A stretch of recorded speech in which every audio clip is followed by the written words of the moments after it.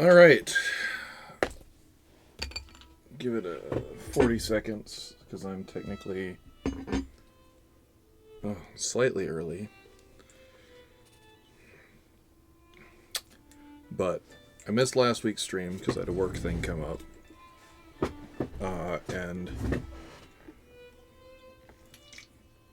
so today we're going to be finishing, or not finishing, definitely not finishing. We're going to be continuing playing Pentiment, picking up right as we're about to discover the murder.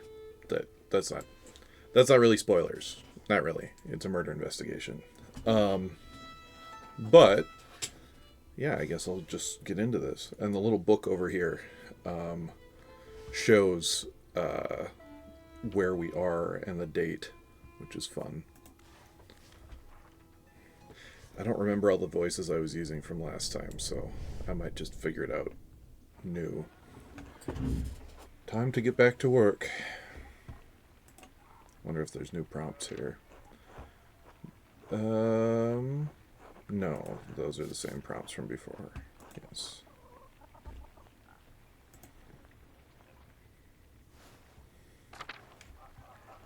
Ah!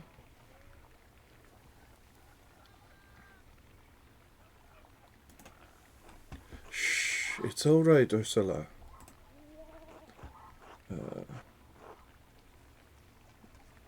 Good morning. What happened? A storm's rolled in during the night. It hasn't let up all morning. Clara and I have been doing what we can in here to keep us all from washing away. Peter and Jorg are outside trying to deal with the flooding as best they can.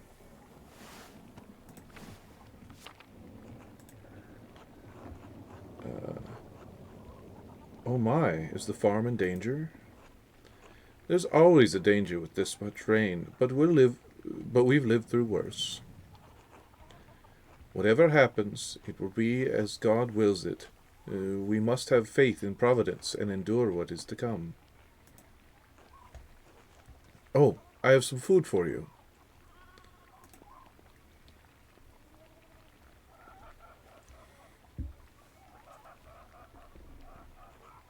Here. Sorry I couldn't prepare anything more. Oh, wait, I should check my stream and make sure it doesn't say I'm playing just the wrong game. Nope, it's correct. Okay.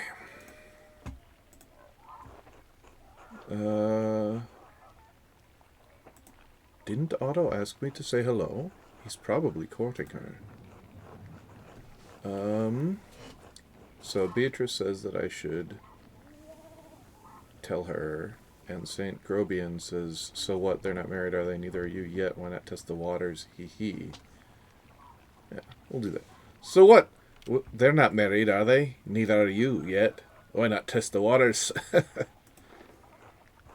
If I came between Otto and Ava, that would be pretty awful for everyone involved. Nah, maybe I will just tell her. Thank you. Otto wanted to say hello, by the way. Oh, he did? Good. Thank you. Have a good day at the Abbey, Andreas. Try to stay dry. Thanks. You too. Good luck.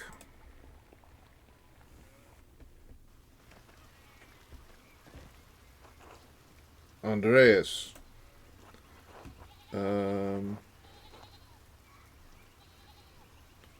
Oh, I didn't see that the wall was broken. Is that from the flood?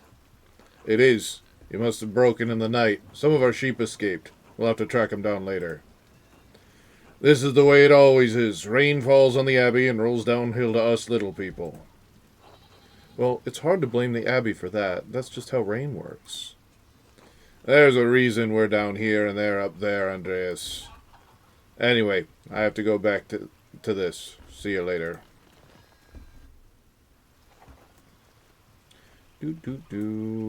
Can't interact with them.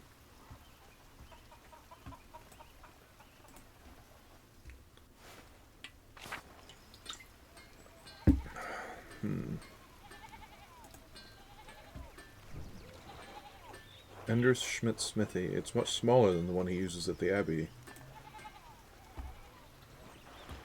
Hello, Andreas. Good morning, Andrus. So, Otto and Ava, huh? Yes, what about them? Um, how's their courtship developing? Doing fine, you think? I'm not a gossip, Andreas.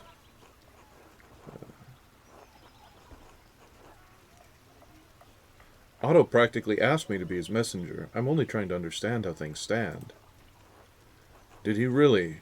Or did you just assume the part all on your own? Wait, how do I access the little book that tells me my stats and stuff? I do not remember. I guess I'll figure that out. Did he really, or did you just assume that part all on your own? You've started picking up poor habits during your time in Tassing, Andreas. It can't be the Gertners. Peter is stern. Maybe the monks talk too much? Well, if you ask me, I think Otto's being a bit too slow about it. Oh? He's old enough already not to be smitten like a boy. They both like each other. Seems to me if you've found the right person, you should go for it. It's what I would do. Where is Mistress Schmidten, if I may ask? Oh, that's a private matter.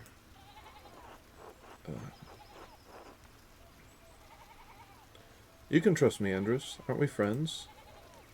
That's what the gossips always say. But we are friends. I can't deny that. I do hope you find someone to have at my side as we build a family. God has not given me this blessing. Or not. It could happen at any moment, Andrus. One hopes so. I must get back to work, Andreas. Enough talk. Until later. So it's not tabbed to find the map and stuff. Controls. Oh, okay.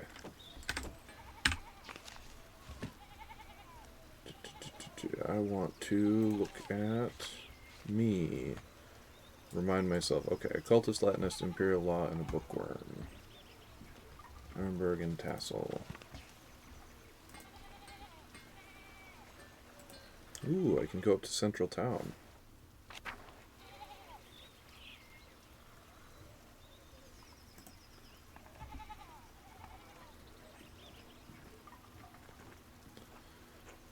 God be with you, Andreas. Seems like we have a good spring storm, though I hope it lets up soon. Good morning. I'm sure it will let up soon. As God wills it. Oh, Rick, I paid Greta for last week's pumpernickel. Sorry to make you wait for it. It's no trouble at all. Please say hello to Lucky for me. That's the...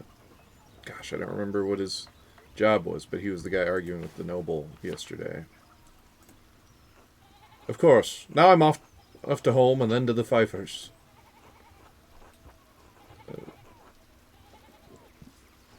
Good morning, Agnes. What's going on at the Pfeiffers? This will be remembered. Helena has about a month to go before her child is due. Her last one was hard. He didn't make it, God rest his soul. I just want to give her the best chance she can have. It is in God's hands. Trust in Providence. Always, Ulrich. But I'll do what I can to help. Why make the Lord do all the work? I must be off now. Good day to you both, and Andreas, stay out of the rain. Tell Helena I will pray for her health. This will be remembered. She will appreciate that, Andreas. Thank you. Until later. Until later, Agnes.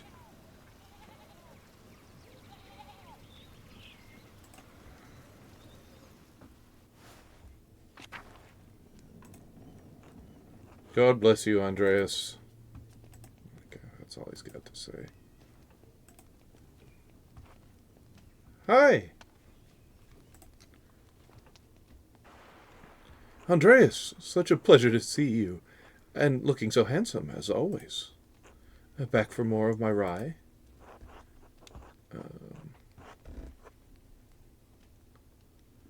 Dear Gret, you know I can't stay away from your rye. Andreas, I was passing by and thought I would say hello. Now I must say goodbye. Aren't you a good man? Well, you're always welcome here, Andreas. And always welcome to my rye. Be well. Until later, Gret.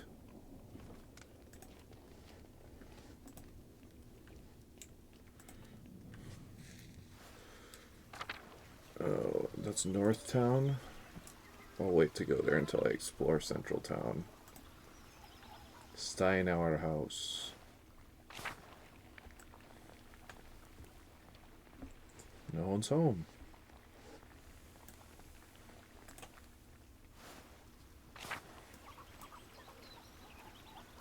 Petschlan.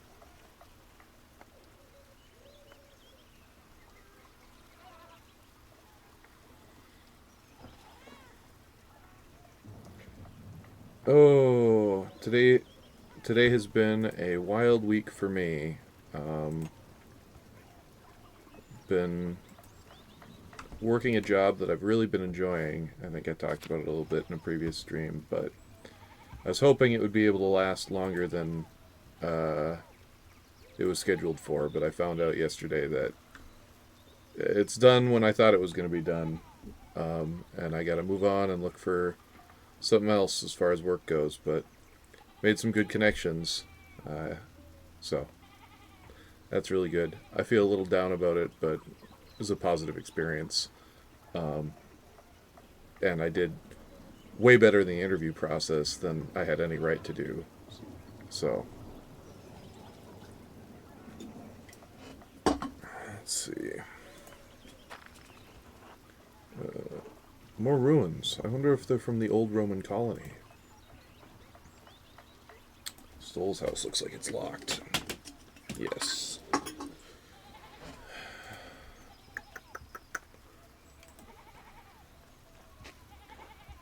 Tassing is lucky to have so much woundwort naturally growing. I had to buy it back in Nuremberg.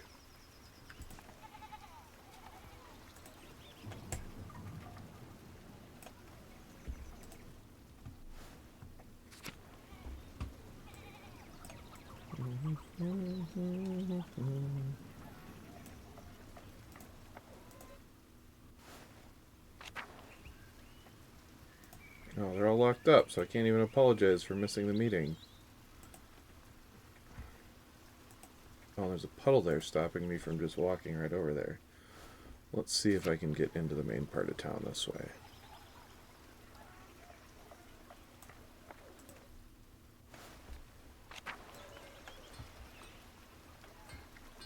Nope, I am locked out. I had to go this way. Oh.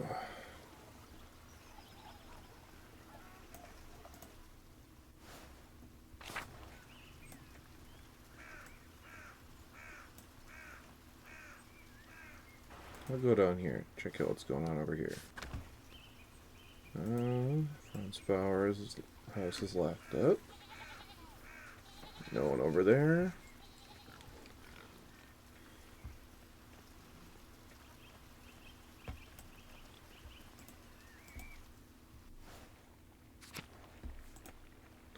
You want something?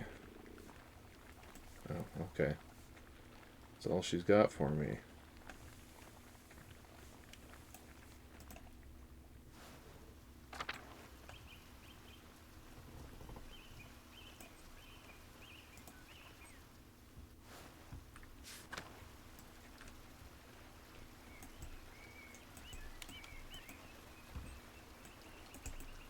I can't go down to the dock. Bowers are all locked up. Johann's family keeps beehives for the honey and wax. I don't remember if I saw them before.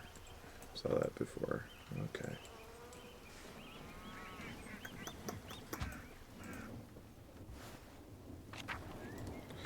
Oh, what is this?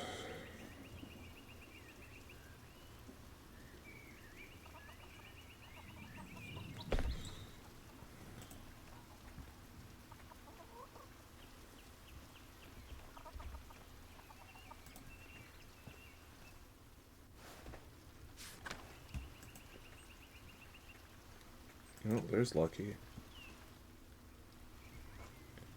Father, I've said this before, but it isn't good that the water drains here so quickly. It's affecting the foundation. It needs to be looked at. I understand, but if you dig here, you may be disturbing the bodies decomposing in the yard. Of course, Father, but they're going to be dug back up again anyway. Yes, but why disturb them unnecessarily? It's your church, Father, but you can't put this off forever. The foundation is going to crack. I understand. Perhaps after some of the bones have been moved to the ossuaries. Thank you, Lucky. Ah, good day, Master Mailer. Good day, Father Thomas. Everything all right with the church? Oh, yes. Lucky was again reminding me of the danger severe rainfall can pose to the foundation. God looks after his flock, but sometimes the pen requires an earthly hand. It will be taken care of. God be with you, Andreas. And with you, Father Thomas. Until later. Can't go. Oh, I can go this way. Oh. Let's see what's going on up at the mill.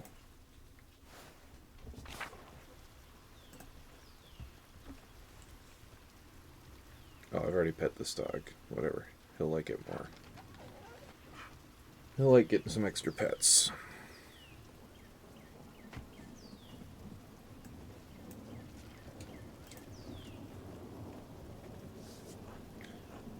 Okay, I already saw that. Glass windows, they must have cost a fortune. Alright, I must have already looked at that too. Oh, my door is open, so Gigi the rabbit could get in. Oh, there's my belt I've been looking for.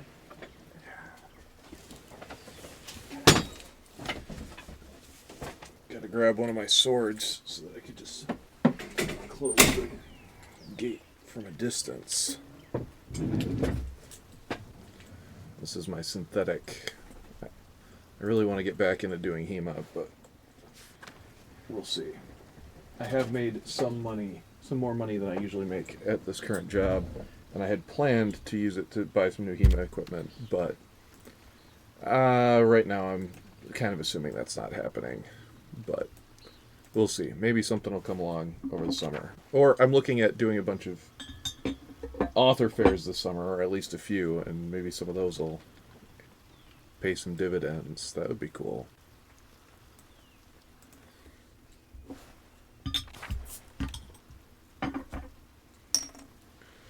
Oh, let's go through the forest. Let's do that.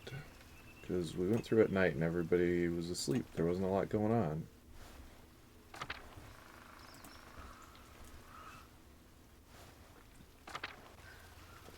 Ooh, 2 people. Oh, Master Mailer? Yes? We met once before, I think. You were drawing something with the waterfall? I'm Smokey. Well, Atom, but people call me Smokey. You're the charcoal burner. Yes, I have to stay out here in the forest near the kiln. Is there anything I can do for you? No, just being friendly.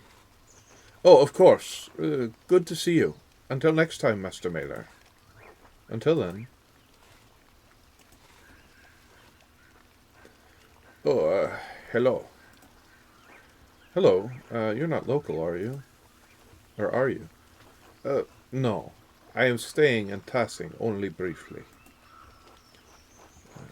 Is Smokey a friend of yours? No. I mean, I didn't know him before coming to Tassing, but he's let me stay with him, so yes, I suppose he is. People don't much like Romani. Most folk despise anything that's different. I like staying on the edge of time. Um, I search to find whatever is different. It's the difference in an artist's style that makes their work unique. Ah, you're the artist staying up at Kirsau. Yes, just visiting Tassing for some time. My name is Andreas Mailer. It's nice to meet you. Most folk in Tassing don't come down here to talk. Right, I'm Václav, a traveling tinker. I travel from place to place, sharpen knives, mend small things that need mending, that sort of thing. Do the people of Tassing need much tinkered? All folk have chipped blades and broken wheels, or loose hinges and worn tools. I wander, mostly, but I can find a bit of work wherever I go. I actually came to see Kirsau's library. I had hoped for one of the monks to read them to me, but the abbot wouldn't let me in. Oh, if I'd kept that book, maybe I could have shown it to him.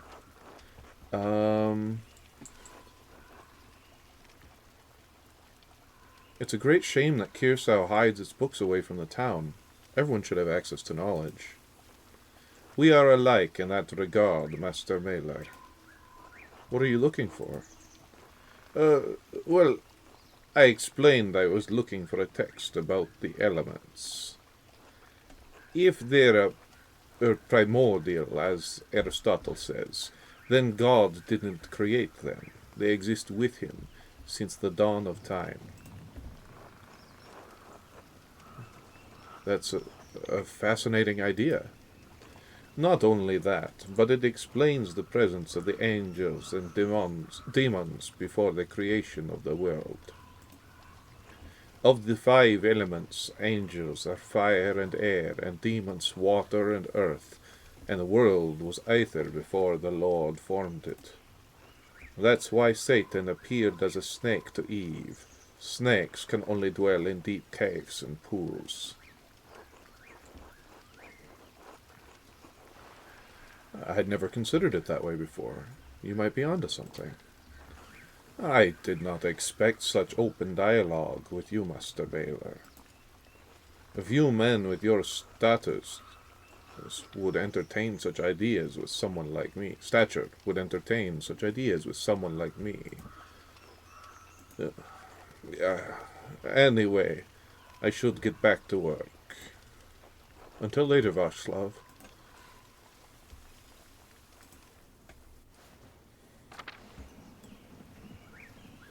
See if there's anyone else hanging out.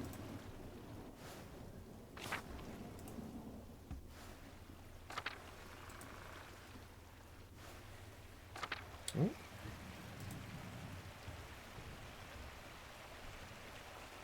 Good to see you, Andreas.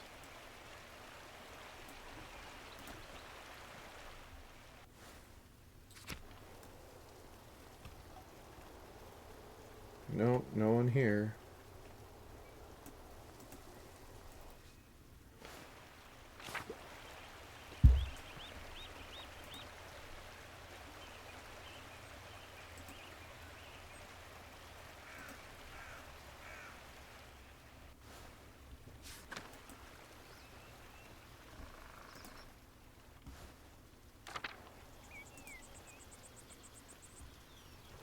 Hello there, Master Mailer.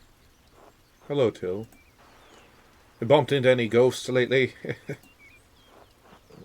No, not since we last spoke. Good, good. Have you ever seen a nicer view? Don't get sights like this in the cities, I expect.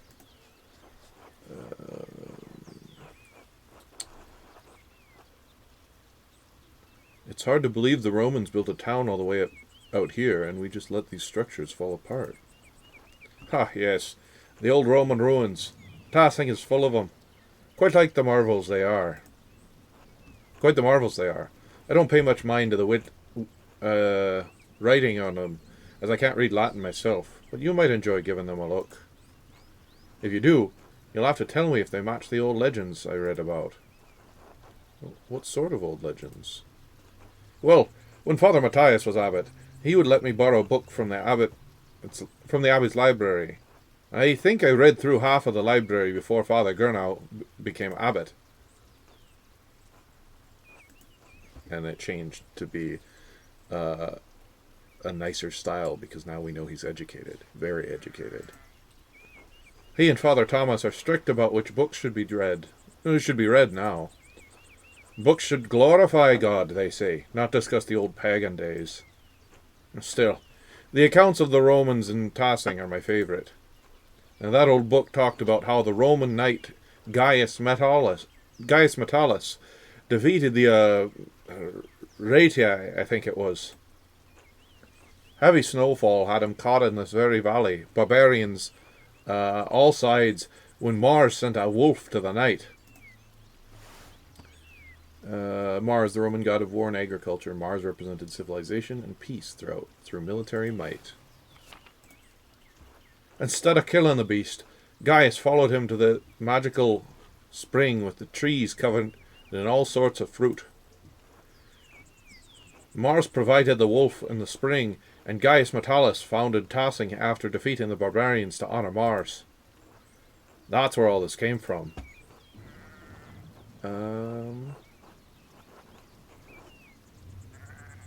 That sounds a lot like the story Brother Matthew told me about St. Moritz, without the Roman gods, of course. I hadn't thought of that.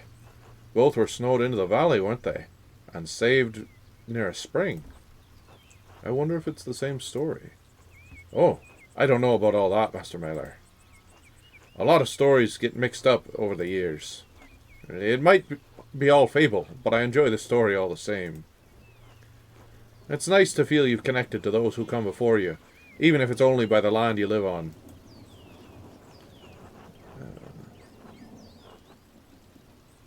Books connect us to the past we can hardly imagine existed. Well said. It's been good chatting with you, Master Mailer, but I'd better get back to work. You let me know if you find any particularly good books in that library, alright? I will. Until later, Till. I am going to run over to the aqueduct and see if him asking me about writing on the aqueduct unlocks anything more interactable. It probably doesn't, but...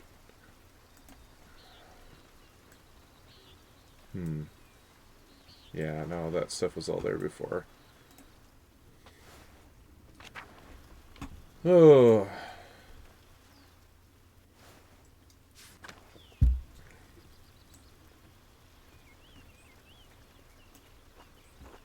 Martin? Oh. Hey, Martin! Alright. So, I'm trying to get a friendly greeting from Martin. I called him an idiot, which is really bad. I did apologize for it. But then I told Martin to help his family. I did invite Martin to supper with the boys, so... That's a net of -3, so probably gonna lose. Eat shit, Andreas! I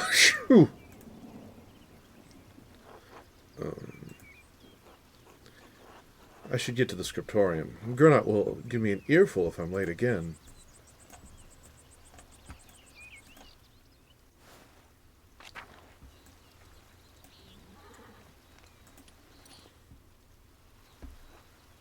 God be with you, Andreas. Are you still preparing to leave, even with this weather? The weather's unfortunate, but the Baron's wife, Lady Solomia, will be arriving today. I gave him a weird voice, because he didn't have a lot to say before. I'll try to find something. It's cute. My lord intends to depart as soon as she arrives. How long have they been married? 7 years now. She's a fine woman. A true lady. I was hoping to bid farewell to the Baron before he leaves. I'm sure he would appreciate that. He spoke highly of you before we went to bed. He was disappointed that you didn't debate him at supper, but he understands that you didn't want to anger the abbot.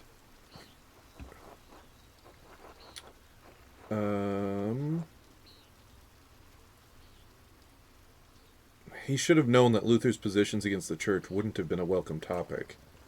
My lord has a particular fondness for bringing up uncomfortable subjects, you may have noticed. Is there any chance I could redeem myself in the Baron's eyes? Okay. Alright. Not an auto-fail. So I acted honored at Lorenz's invitation to walk with him, expressed fascination at Luther's ideas, were energetic about sharing occult lore, addressed the Baron respectfully, but then I tried to turn down the Baron's supper invitation, and I did not debate Lorenz at dinner. So I'm up 1. That's not great. I failed. Perhaps not on this occasion. I believe you may have offended the Baron in some other ways as well. In some way? Or some ways.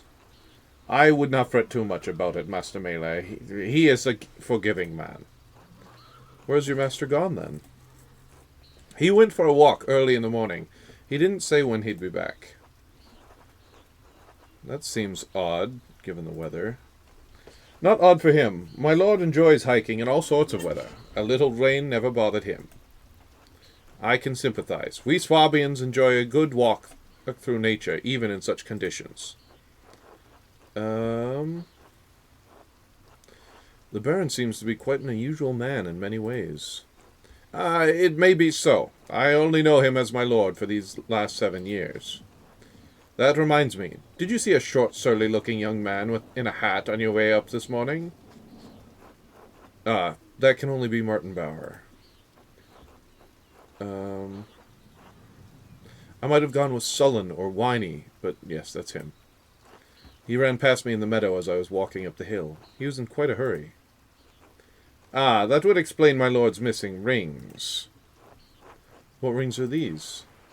1 gold, 1 silver, a handful of golden, and a book the Baron was planning to give to the Abbey. Golden. Gold coins used as currency throughout the Roman Empire. Though different standards existed for the golden in different regions, it is generally equivalent to the Florentine florin. A book? Historia Tassier? I believe so, yes. That bitch, Martin. I went to pack the Baron's things, and they were missing.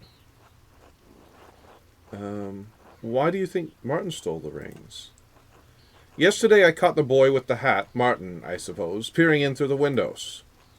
I could have admonished him at the time, but, well, he seemed harmless. That's a shame. I hope the Baron won't be too put out. My lord is a man of some means. He won't miss the gold, or the rings. I do think he will be upset about the book. He was quite excited for the abbot to see it. In any case, I must finish preparing the horses. It was good talking to you, Andreas.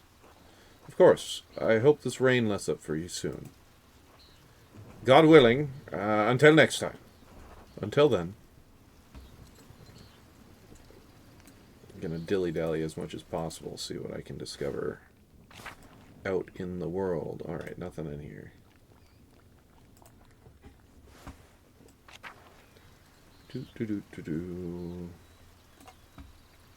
Yeah, Abbott's house is locked. Of course it is.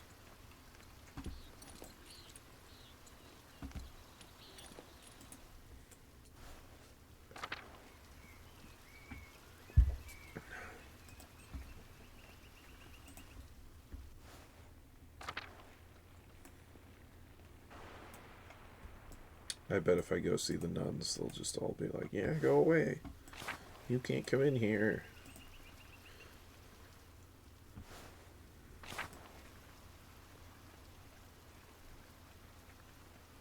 They left Mousefinger outside.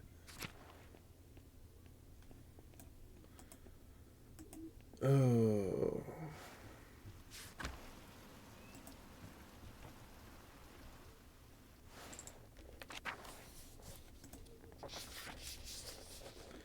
God bless you, Andreas.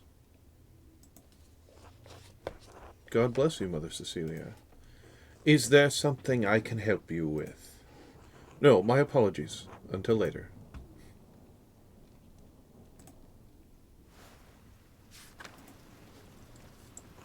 The door must lead to the rest of the convent. Not for me.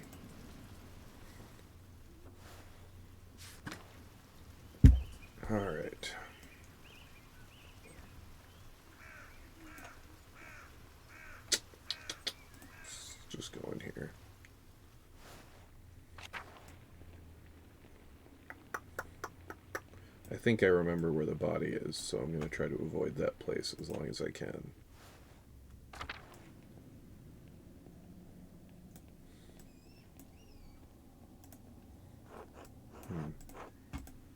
Can't go into the library yet.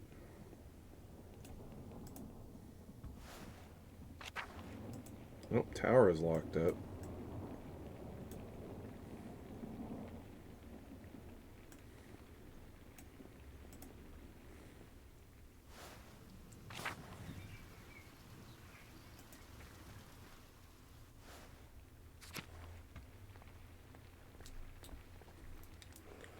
Oh, this is wonderful. The rest of the abbey is soaked, and there's not a drop of rain in here. Oh, no. Oh, okay. Oh, this is wonderful. The rest of the abbey is soaked, and there's not a drop of rain in here. Good thing the abbot had auto-replaced the roof to the scriptorium and library last month. With the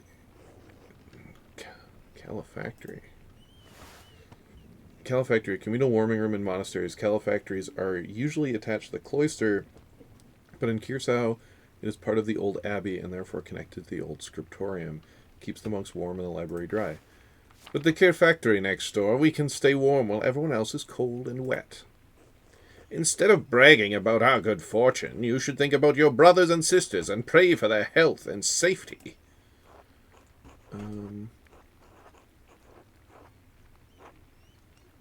Brother Adok, aren't you happy that the books are safe?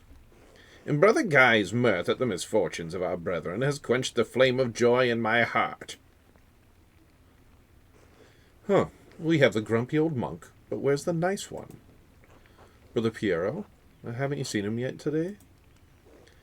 I did, before Brother Guy arrived. Brother Piero left to speak to the abbot some time ago. What?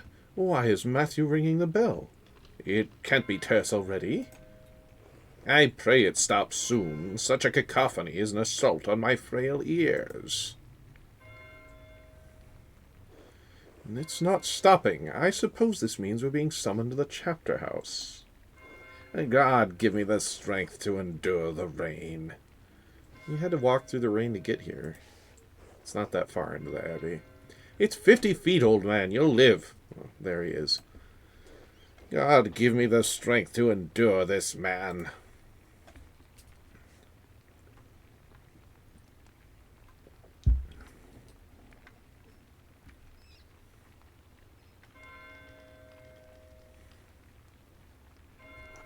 It's still not stopping. What's going on? This can't all be because of the storm.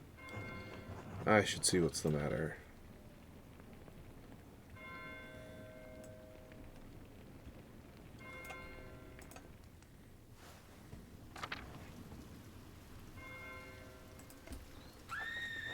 That sounded like a scream, and I did not read the rest of the text.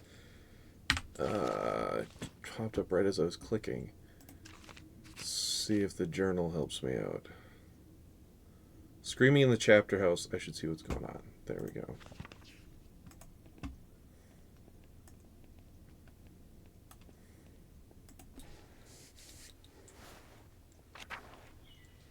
Kitchen and cellar. Church. That's coming from just down the hall. Maybe the chapter house. I think those screams were coming from the chapter house. I think something terrible has happened, Master Andreas.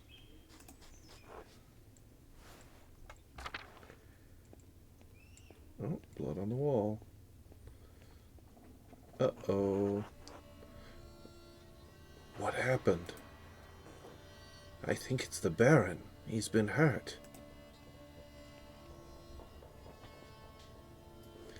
Please, Father, where is Brother Florian? Have him come quickly. Be silent, brother. Brother Florian, if you please.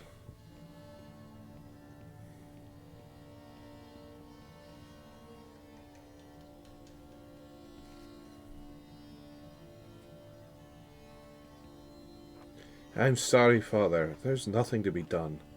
He's dead. Ah! Sister Margaret, calm yourself. Sister Gertrude, please take Sister Margaret back to the garden. Yes, Mother Cecilia.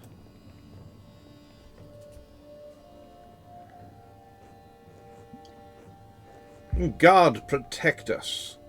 The Baron... God protect us. The Baron was a friend of Prince Bishop of Freising. There's okay. Why is he so worried about the Prince Bishop? This abbey is odd in more than one way. Its existence offends some in the church. We are far enough from Rome and Mainz that everyone forgets about us, but this could bring unwanted attention. Florian, how easily do you think you could dispose of this body? Father Abbot, what are you saying? Why are you questioning me? Why are you wasting precious time? Do you want to see the soldiers of the Prince Bishop march up our steps and fling your brothers and sisters out of our home? Do Pradell... Oh, okay. Silence! Quiet! I didn't get to read everything because I was distracted by whatever the hell she was saying. Calm yourselves, all of you. Father Abbot, Baron Rothvogel's manservant is already preparing to leave. The Baron's wife should be here in a matter of hours. This is not the time for rash decisions. Yes, you're right. Forgive me. But then, what will we do? We must send the Baron's man to the court of the Prince Bishop in Freising at once. Mother Cecilia, the Baron said the Prince Bishop's archdeacon was in Innsbruck for the imperial diet. Even better, swift action will silence any whispers of impropriety on our part. Given the Baron's stature, the archdeacon will undoubtedly come to investigate immediately. We must cooperate with him fully and pray for a speedy resolution. Yes. Good. Thank you, Mother Cecilia. Brother Woislav, please detain Brother Piero in the cellar until the Prince Bishop's man arrives. What? Brother Piero? Why? That's absurd. This will be remembered. He was caught in flagrante delicto, covered in blood with a knife in his hand. In flagrante delicto, in blazing offense, indicating an individual has been caught in the act of committing a crime. Father, do you really believe that Brother Piero is capable of such a foul deed? Yes, capable enough when motivated by anger. I had no anger against the Baron, Father Abbot. I simply came across him like this. Oh, what is that? Oh, not relevant to this. Okay. No anger. Not even for insulting your work and forcing us to give it to Andreas?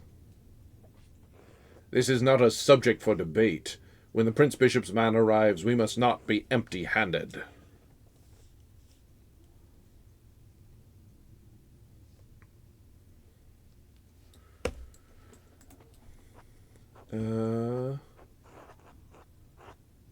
Even if Piero wanted to kill the Baron, he's not physically capable of the act.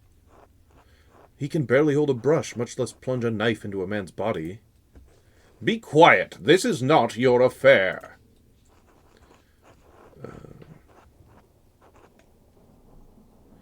It is my affair if you're going to make me part of Brother Piero's supposed motive. This will be remembered. I am through debating this with you. My decision stands. Brother Woislav will detain Brother Piero in the cellar until I say otherwise. Brother Florian, please escort Andreas out of the abbey. Andreas, do not show your face here again until tomorrow. Do you understand me? This is ridiculous, but yes, this will be remembered. He's just gonna fucking hate me.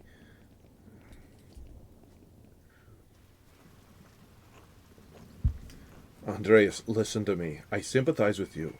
I don't think Piero did this either, but this isn't the time to push the abbot. I'm sure the other brothers and sisters believe Piero is innocent as well, but the abbot is worried about the Prince Bishop's attention. If you have any recommendations, I'd love to hear them. Take a few hours to calm your nerves and your mind. You need to think clearly. Go to the Druckers, eat a good meal, and come back at Non's. Monastic hour corresponding to 3 p.m., one of the little hours of prayer. We won't have much time, but tap on my window with a small stone and I'll let you in. Let me in for what? To examine the body. Gonna do an autopsy.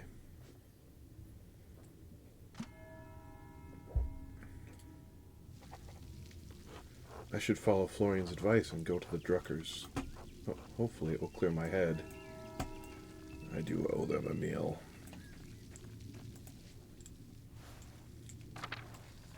Do.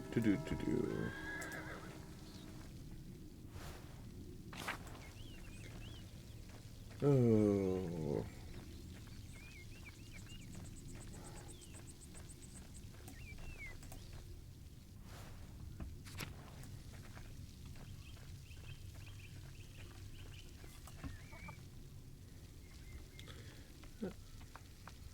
Yeah, he's got the slow typesetting. Good day, Andreas. Back from the Abbey already. It's only noon. Andreas, are you all right? No, something terrible has happened. Oh, God, what happened? No, forgive me.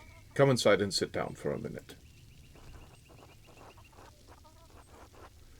If it's not an imposition, I'd appreciate a moment to rest. Not an imposition at all. My friends are always welcome in my home.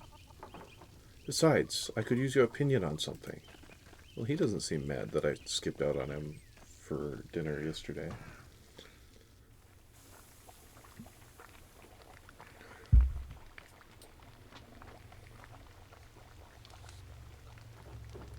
Good day, Andreas. Should I fix you a plate? I'm always glad to eat your cooking, Marie. Oh my, Klaus, you must invite Andreas over more often so I can hear someone compliment my food. Your cooking is lovely, darling. Hello. Hello, Bertolt. How are you? Sleepy. Come back to my workshop.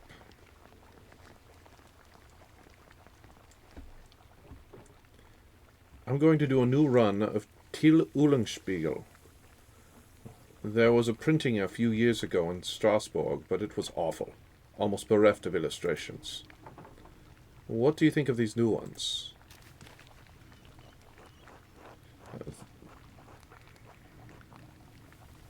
They look wonderful.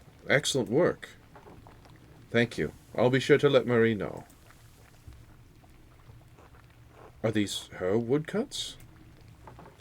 They are. The drawings were mine, but she did the block cuts. I've got enough talent to draw the designs, but only she can do the woodcuts and the type.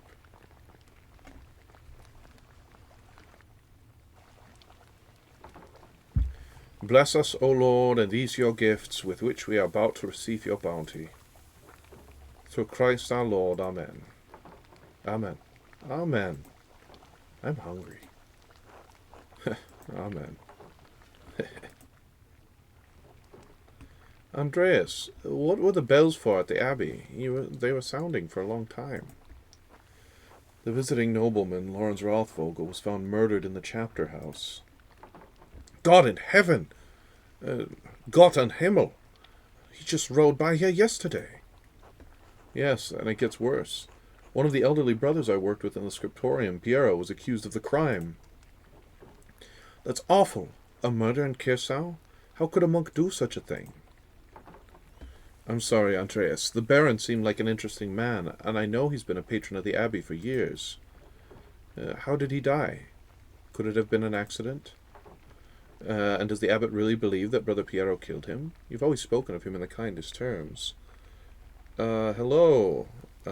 Stream is frozen. Let me check that. Nope, it's not. So,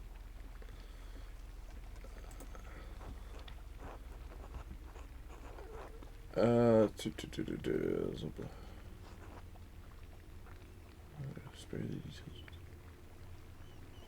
um, it seemed like Lorenz had been stabbed, but I don't know. There was a lot of blood around him. But no, I can't believe Piero did it. I can't imagine him harming anyone. Uh, just a second.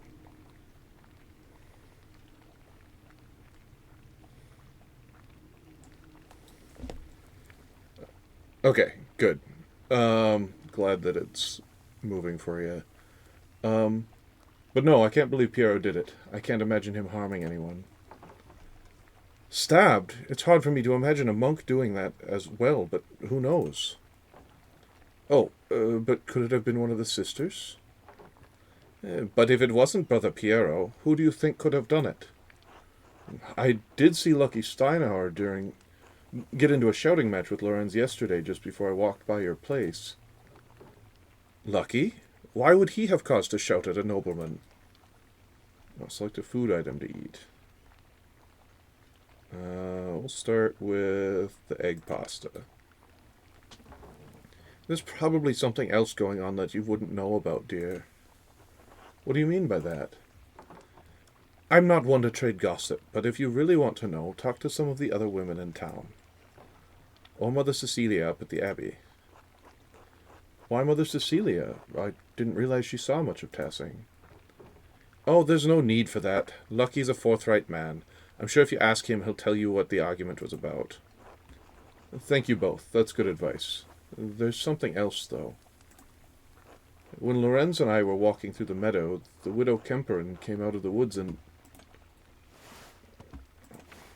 I know who that is. Yes? Well, she cursed him. I'm not surprised. Otilla's late husband Rannig ran afoul of Lorenz at the last visit to Tassing. I don't remember the details, but Rannig died just last year, and Otilia hasn't been the same since. Now let's eat the sausage. She was always an old bitch, even before she was old. Klaus, that's enough. She's had to deal with a Job's lot in life. Job's lot. I think that's Job, since it's capital. And now she lives all alone at the edge of the woods. There are rumors she's going to lose her property soon. I do pity her, even if she is a bitter woman. There should be some exception in the law for her to inherit. Women are not legally barred from inheriting. It all depends on the details of the lease. Did she come from a wealthy family? She did, in fact. Wealthier than Ranig's, anyway. If the land they lived on was part of her dowry, she may have a case to lay claim to it, or property of equal value. Well, well. Are you a lawyer, Andreas? Enough about Otilia. Is there anyone else you think may have done it? I don't know if he has any ill intent, but Prior Ferenc has been acting strangely since the day Lorenz arrived. Perhaps an academic disagreement? I know they're both avid readers, both of classics and new works. On his last visit, the Baron bought a book on astronomy from me. I know the Prior has some similar interests. But would the Prior kill someone over a simple disagreement? It's not that outlandish. When I was in university, I saw men throw punches over small academic concerns. What is an opinion for some is a testament of faith for others, and worth killing for. That may be so, but I've never seen that sort of anger in Prior Ferenc, not even when Gernot was made abbot instead of him. Afterward he seemed bitter, but never violent. That just doesn't seem to be part of his character. So, Lucky, the widow, and the Abbey Prior. Anyone else? There was something strange when we approached the Abbey together. Mother Cecilia was outside with some of the sisters. Mother Cecilia scowled and took the nuns inside without saying a word. It sounds like they have a history, at least. And then farmer's bread. I do not know Mother Cecilia personally, but I have never heard anyone speak badly of her. If she had cause to dislike the Baron, I must believe she had good reason. Well, Andreas, it sounds like there's a lot to look into.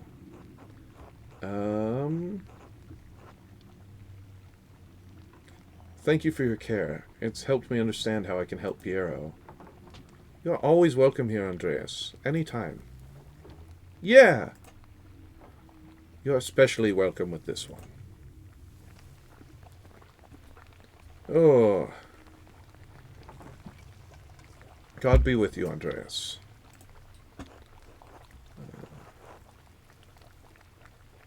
Thank you. Be good until I come back, Bertolt. I'll try. Okay.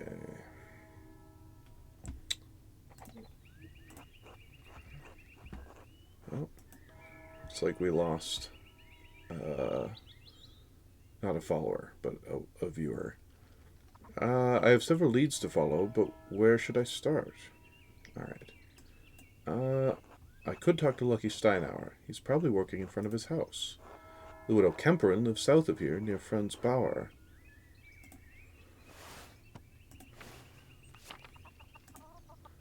Friar Ferenc is usually at the scriptorium, but I won't be able to talk to him until tomorrow.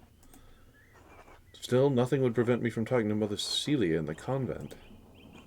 If I don't attend Brother Florian's examination of the body at the abbey, he'll have to do without me. Oh.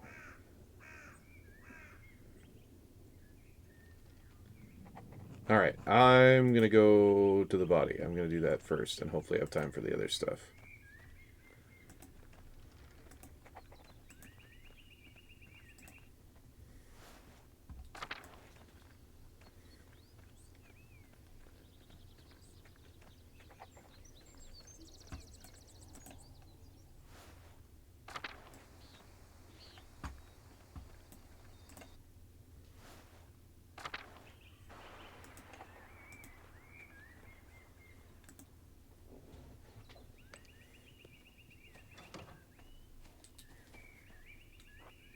Andreas, this way.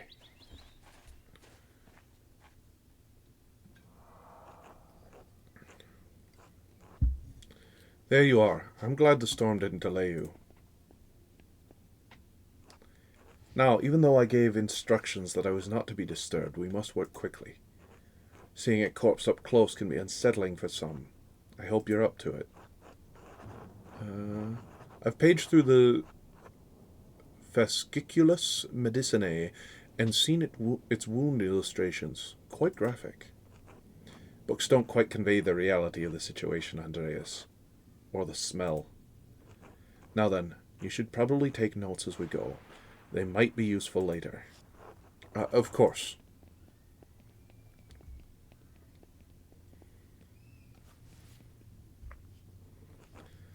I will begin by inspecting his anterior, starting with the face and head. No visible wounds, no blemishes. Teeth in good condition, nothing unusual. Neck, shoulders, and chest are ordinary. I need to clean some blood away to examine the torso. Yes, there it is. A puncture wound between the 6th and 7th ribs. It's fairly shallow, though. I estimate it penetrated only about an inch, and it likely came from his own hand. I'm tempted to do a Nuremberg inch or an Innsbruck inch, but wait, he inflicted on himself? How can you tell? From the angle and depth of the strike, it is as though he were holding it in his right hand as he fell on his side. You must know that I was not always a monk. I was a mercenary for 10 long years in Poland. My familiarity with wounds comes from my time on the battlefield. I'm no true surgeon, but I am the closest Kirsau has. If the wound was that shallow, it doesn't sound like it could have been fatal. It wasn't. It's likely incidental, received while falling on his own knife. He must have some other wound that issued forth all of the blood we found him in.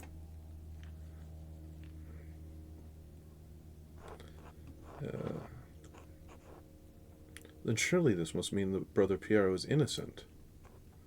It means it's incredibly unlikely that Brother Piero stabbed the Baron, but it doesn't explain what actually killed the man. Oh wow, excuse me. Brother Piero never should have picked up that knife. I'm sure the appearance of guilt never even crossed his mind. Now then, let's move on. Well, there is a sore on his sex, probably from the French disease. I doubt it had anything to do with his murder. I'm not familiar with it. I'm well read and I don't know what syphilis is. It was first discovered 20 years ago by French soldiers visiting brothels in Naples.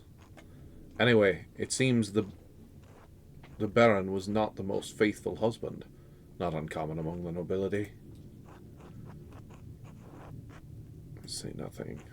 Moving down. Other than a few blisters on his feet from what I assume are no shoes, there's nothing wrong with his legs. Andreas, can you help me turn him over? Of course.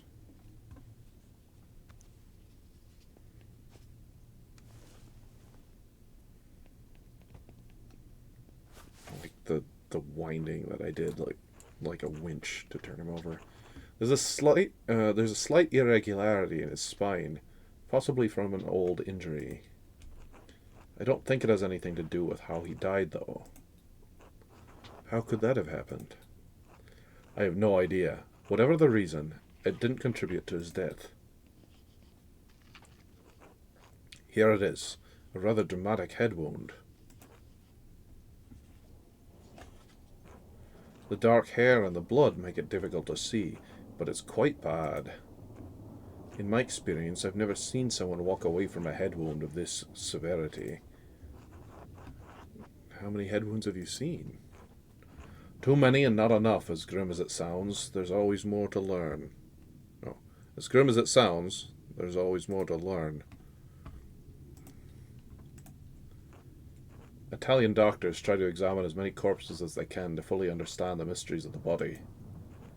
The battlefields of Poland and Lithuania aren't as ideal a learning environment as the University of Bologna, but they did provide an education of sorts. Why didn't you study medicine in a university? My family was too poor to even consider it. Mercenary work was my way off the farm. The wound looks like it was caused by a single powerful blow from a blunt object, probably no more than 4 or 5 inches across. How can you tell? The skull is cracked in a single spot, and there's a clear impression in the skin around it. It would take extraordinary precision to hit the same spot twice unless the Baron were already dead. It's likely he didn't die immediately. How long could he have survived for? I've seen similar injuries in battle. The victims don't have more than a few minutes, but it's an agonizing death. Even so, he couldn't have wandered far from where the blow was first struck. So he may not have been attacked in the chapter house. He was either attacked in the chapter house or someplace in the immediate area.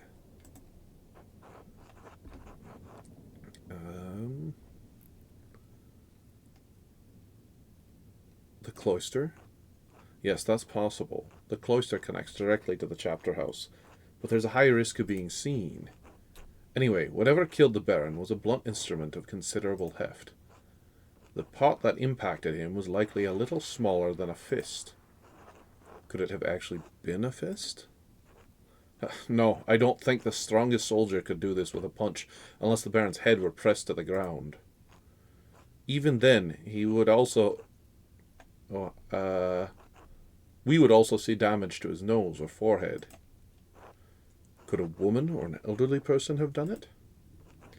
Anyone could have, given the right weapon and sufficient height. Whoever did this must have caught the Baron unaware. Save the small knife wound, he has no other injuries. I suppose that he was struck, drew his knife to defend himself, and fell on it before Brother Piero discovered him. So I believe we've discovered 2 important things.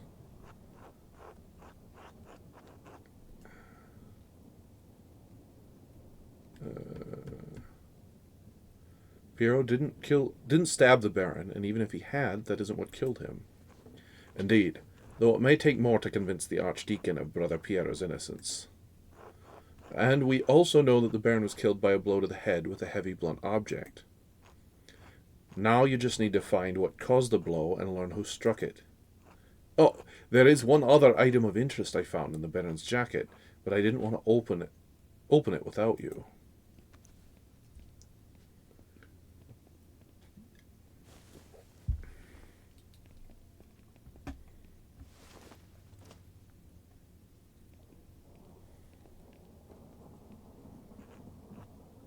A note of some kind.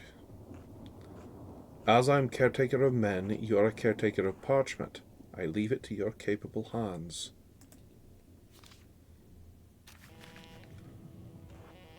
What does it say? The girl who died, and the innocent with her. Matins chapter. The girl? What girl? And what innocent? One of the nuns? It's been years since any of the nuns have died. Perhaps Mother Cecilia would remember. Can you tell who wrote it?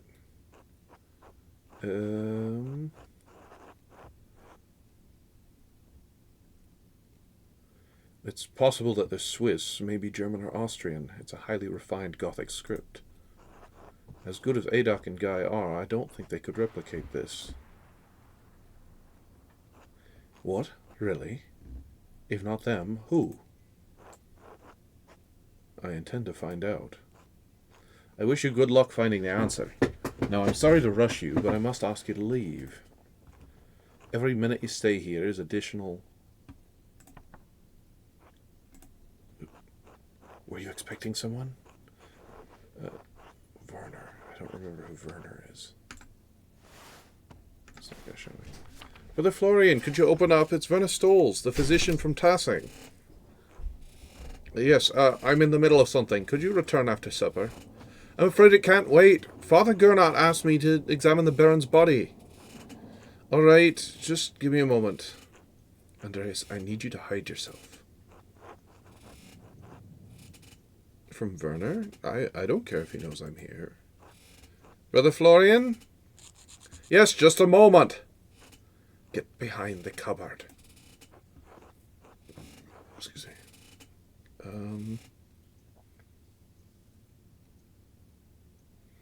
I'm tempted to do the shit heel thing, but fine.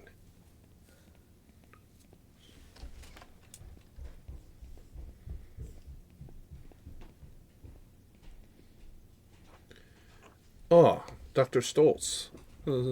Sorry to keep you waiting. So this is a new character, so I should come up with a new voice. Now, what did you need? The abbot wanted me to examine the Baron's body before his wife arrives. It seems unnecessary at this point, as I've just completed my own examination. Well then, what's the harm in letting me take a look? And Dr. Stolz, with all respect, I've finished. The cause of death is clear. If you had arrived an hour ago, I would have had no problem with your assistance. Assistance? I'm a university-trained physician. I can examine a corpse on my own without the help of a battlefield sawbones. I'm going to remain hidden. Regardless of your opinions regarding my abilities, the examination is finished. Oh.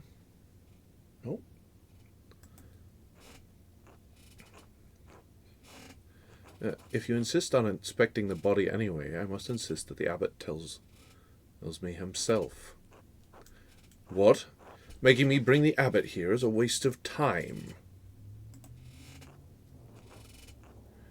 So is performing an examination on this corpse immediately after one was just completed. Idiotic. I'll return with Father Gernot presently.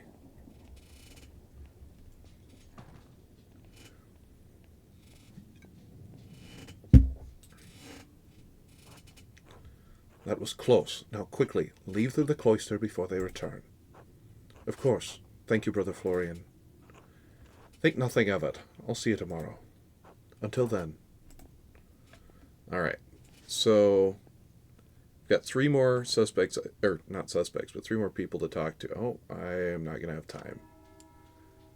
I guess that was my one person to talk to. I should find someone to eat with. Okay, well, I can't get that note out of my head. The girl who died and the innocent with her. What could it mean? And who wrote it? Alright, so... The nuns are not going to let me eat with them. Maybe a servant's still here and he'll eat with me. Oh.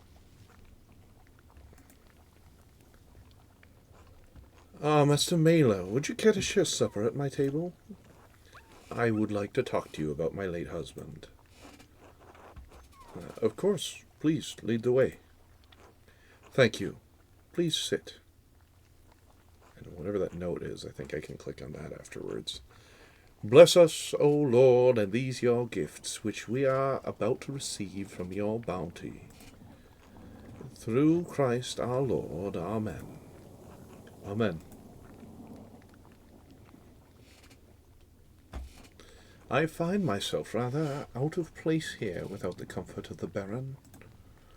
Thank you for agreeing to share a meal with me, Master Mela. Of course, the honor is mine. I must admit, I'm surprised you wish to speak with me.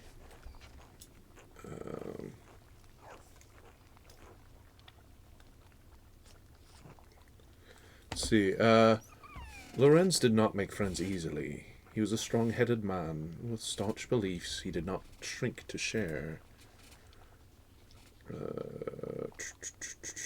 Quail, Emmental cheese, and wheat bread. Well, those are my only options. Alright, I'll eat the wheat bread. When I was told he found some manner of friendship with an artist, well, I was curious. It comforts me to know he found fellowship here at this most unusual abbey. Not that there is much comfort to be found in these cold and dreary alpine towns. Lorenz and I had meant to take a tour of them before returning home to Worms, but, well, return we shall. I'm sorry for your loss, my lady. This sorrow is just the first of many, I'm afraid. Are you married yourself, Master Mailer? A woman waits for me in Nuremberg. When I finish my work here, we will be wed. Do you not look forward to the responsibilities of marriage, Master Mailer? Perhaps it's not surprising you and Lorenz became fast friends. I imagine he saw something of himself in you. Rarely have I met someone with such a depth of knowledge and a thirst for debate. His thirsts were not limited to his scholarly pursuits, regrettably. His lust for drink and women once afflicted him with great remorse, though such shame faded with time. Lorenz was a flawed man. His various infidelities were no secret to me, but are we not all flawed before Christ? Alright, here's the quail. I loved him as a wife should properly love her husband, but I would not say that we were friends. I only hope his appetites are not what led him to his end. I've been searching for the answer to that quandary myself. Were you and Lorenz so close that you would trouble yourself so? I merely wish to see justice served, my lady. My mentor, Brother Piero, was found with the Baron's body, but I do not believe he killed your husband. If not him, then who? There are many possibilities, both here and at the abbey and in the town. Your husband managed to cultivate many enemies in his short time here. That does sound like Lorenz. He was a man of many opinions, and he gave them freely to all who would listen, and some who would not. The previous abbot, Father Matthias, seemed to appreciate that about him. This new abbot is, perhaps, more conservative. Father Matthias was an open-minded man, from all I've heard. A true scholar. Father Gernot doesn't share Matthias's passion for the written word, yet endures the expense of it. To be put in such a position would make any man unhappy. I understand. I wonder what he will make of Lorenz's gift to the Abbey. What gift was this? It seemed to be a little thing, of more interest and value to my husband and the former abbot than Father Gernot. Oh, there is something else I can eat. What the fuck am I supposed to... Oh. Frumenty. I don't know what that is. He had found a book about the history of Tassing. He believed it contained some scandalous details. He said it corroborated fears Father Matthias had expressed, but he didn't share the particulars with me. Was the appearance of the book peculiar or noteworthy in any way? It was neither large nor small, bound in blue leather. Unfortunately, I never examined it closely. My apologies. I'm sorry I can't be of more help. I have some education, but I lack my husband's thirst for knowledge. If you find the book, hopefully its significance will be apparent. If God wills it. Do you plan to stay in Tassing? No. Will you be returning to Worms soon? Perhaps in a few days. I wait on the arrival of the Archdeacon. When his investigation is complete, I will go. Though the circumstances of my time here are dire, I'm in no hurry to return. Why is that? No. Wait for her to continue. You're a disarming man, Master Mailer, and much too easy to talk to. To be frank, I do not know what will become of me when I return to Worms. My title and residence may be in jeopardy. Lorenz and I have a son, but he is young yet. I don't know many of the legalities, only that my position is at some risk. Would you like me to elucidate them for you? I studied Imperial Law at Erfurt. Ah, thank you, but no. I fear it will only heighten my unease.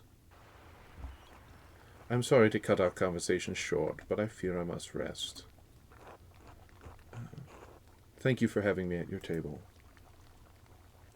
Be well, Master Mailer.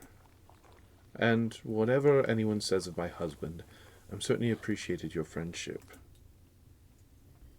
Oh, I wanted to grab the little note. Oh, here we go. I should get some sleep. What's this? A letter to the Baron from Prior Ferenc? Baron Rothvogel. And then it's in German, so not going to try reading that. My god, Lorenz was blackmailing Ferenc to get him to perform some kind of occult ritual. It's one thing to read books on magic, but few are foolish enough to attempt to actually practice what's written in them. Some of the substances used in these rituals are dangerous, even lethal, and God forbid someone in the Inquisition find out about it. Look at this ugly little dog. Fürstchen.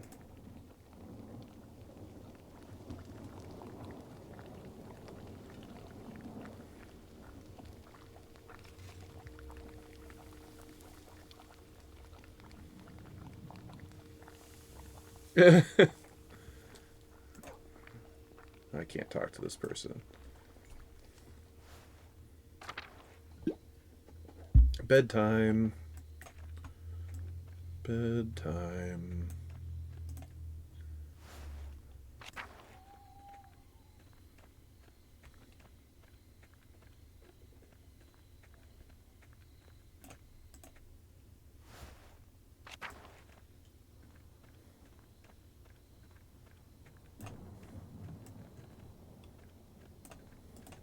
Well, all the rain puddles have dried up.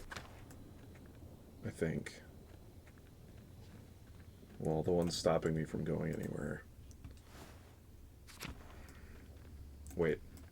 No, I'm not staying at the Bowers. I'm staying at the Gertners. Oh, they fixed the wall already.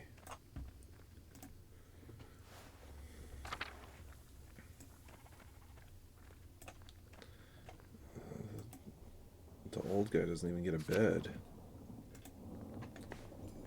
It's getting late. I should get some rest. Made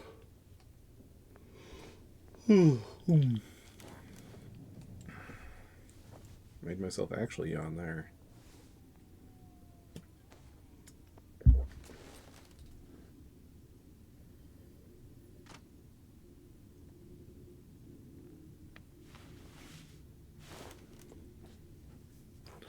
And, stare at this child. Good morning. Oh, it's not morning. It's the middle of the night, Ursula. What are you doing up here?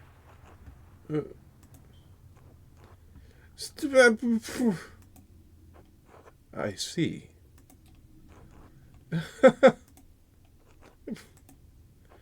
Would you like me to tell you a story? Would that help you sleep?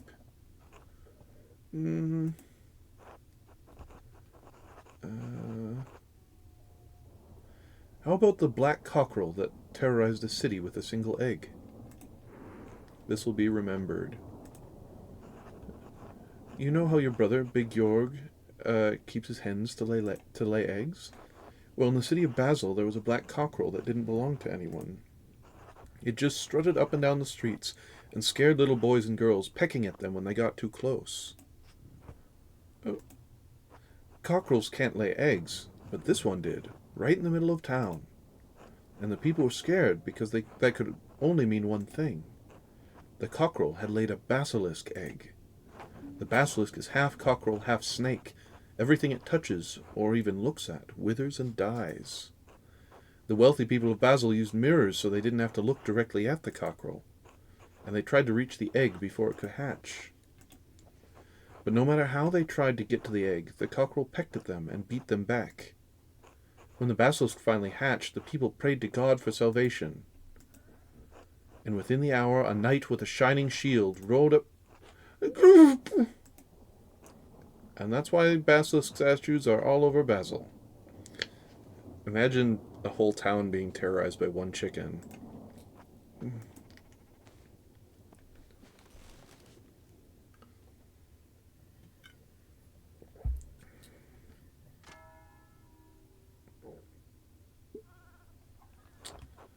Oh, time to get back to work. And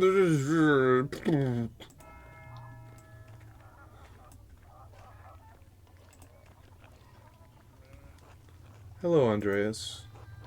Good morning. I hope the day is treating you well. Well enough, though there's too much to do and not enough hours to do it all. The storm made a mess of the town, and there's the leaks in the roof at home. Then there's the owl. There's the wool. Lord, what's this about wool? The ewes are near to lambing, so we sheared them last week. I must have spent ages washing that wool. Have you ever smelled wet, dirty wool, Andreas? Ugh, there's nothing worse. Now that it's clean, we've got to spin it, and that takes an age all on its own. Lord, I don't know where I'll find the time. Surely you won't be doing it all by yourself. Sometimes I forget you are from Nuremberg, Andreas. Clara, Hetty, Veronica, Kat, even little Ursula will be there, though she makes mischief more than she helps.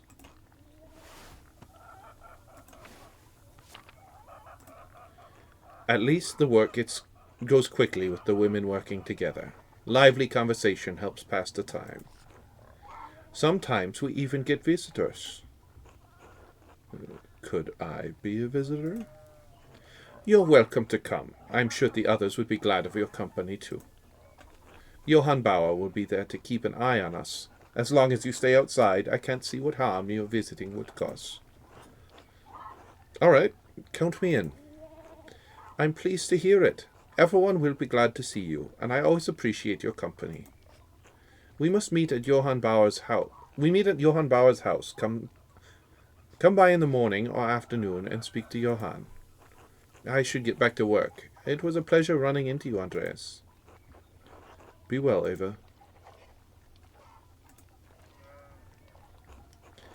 Hello, Clara. Can you spare a moment to chat? Of course, Andreas. How can I help?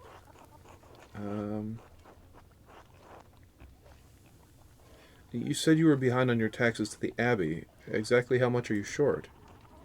Oh, well, about 2 guldens worth. If you can't pay your rent early, that's all right. I'm sure we can find some way to pay the abbot.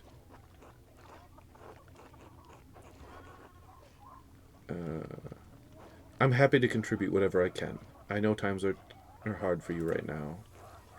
You have a good heart, Andreas, but I'm afraid I can't accept. Peter's too proud of a man to ask for charity whilst there's still ground to till. I'm sorry, I shouldn't have asked you about rent in the first place. You're young and have your own life ahead. I'm happy to pay early, Clara. You've been good host to me, and I can do without more than your family. God bless you, Andreas. Don't mention this to Peter, all right? He would hate to know I told you about our troubles. He won't know a thing. Thank you, Andreas. Until later, Clara.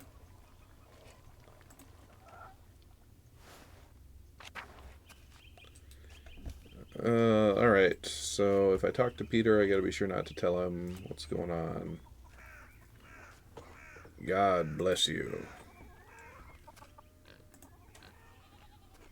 Andreas. Hey, Andreas. Actually, wait, no. I want to go back. Oh. Okay. Let's talk to Andres again. Oh, hello, Andres. Alright. I want to go over to the farm over here.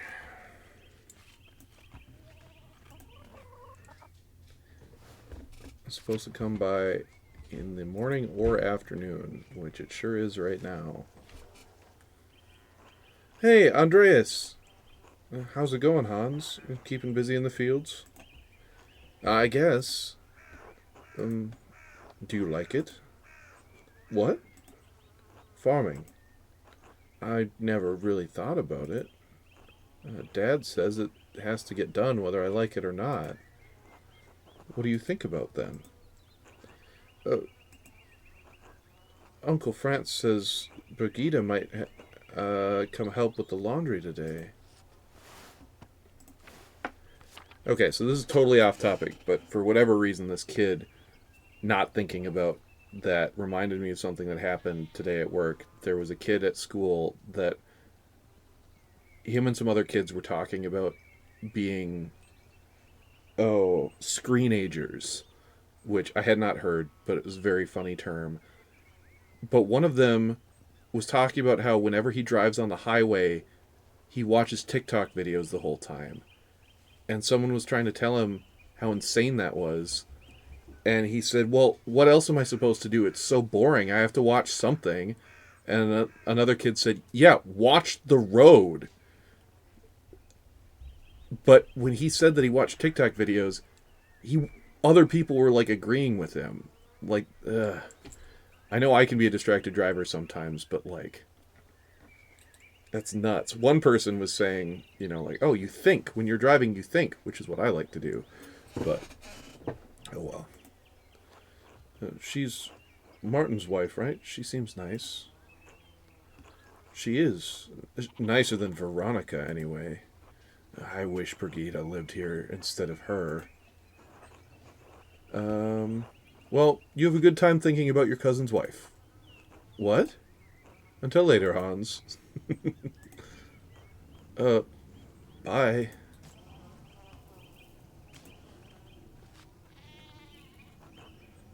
Andreas, I was just wondering when you'd turn up. Gagel said you'd come to watch him spin. Between you and me, Hetty's not about to let you go once she's got you in her claws. So I hope you got a few hours to hunker down and get comfortable. I'm happy to spare a few hours. Hetty'll be glad to hear it. She's got a fondness for you. Heaven knows why. Now, I can't let you inside among the unmarried girls, being unmarried yourself. But you're welcome to watch through one of the windows. I understand. That idiot never did see trouble. He didn't want to jump in feet first. You don't think he's gone to Innsbruck? I'm gonna keep listening. No, Lord, no. Innsbruck's got to be small time to the little shit now. You think he has something more exciting in mind?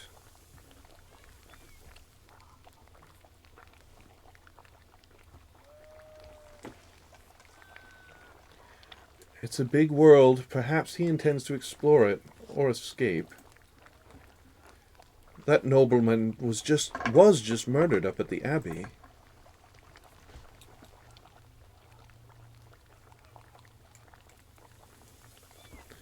Martin picked an awfully convenient time to run off. Oh, Lord. Andreas was friends with the nobleman. Do you think Martin could have, you know, what motivation could Martin have possibly had? It's not our place to say. Martin has a nasty little habit. He's gotten better. Once a thief, always a thief, I say. I saw Martin running away from the Abbey the morning Lorenz was killed. I should probably say the other one. I feel bad for Martin, but I'm going to say this one. God, no. Martin might be a thief, but I don't think he's a murderer. He's a coward at heart. You think it takes a brave man to commit a murder? Not a brave man, but a bold one. And Martin is not that.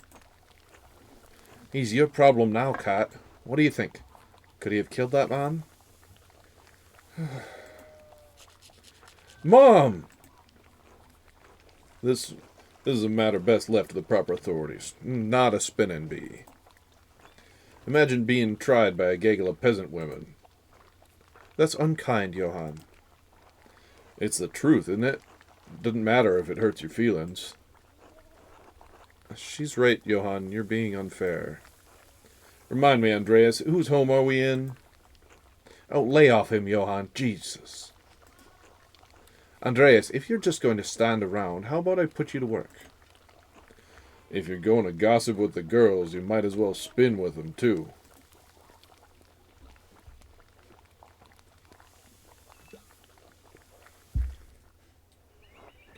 How does this work? Draft wool from the distaff and twist it tight, then spin the tight yarn onto the spindle. Once there's enough yarn on the spindle, collect it all at the bottom and begin again. Draft, twist, spin, collect, repeat. You'll figure it out.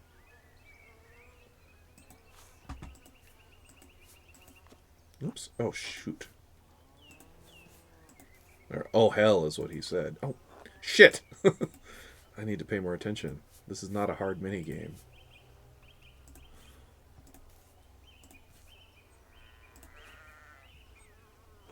I've got it.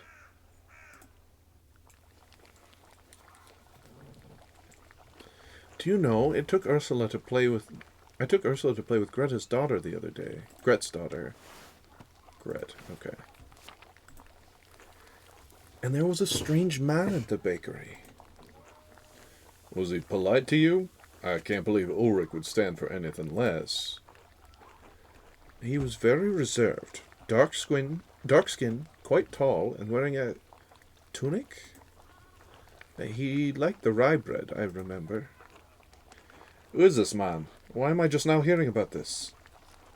I believe he's staying at the Abbey. That must be Brother Sabat. Brigitte and I saw him walking up there after visiting the shops. He seemed lost. Yeah, we've met Brother Sabat. Where's he from? Does he speak German? Christ, I hate being the last to know.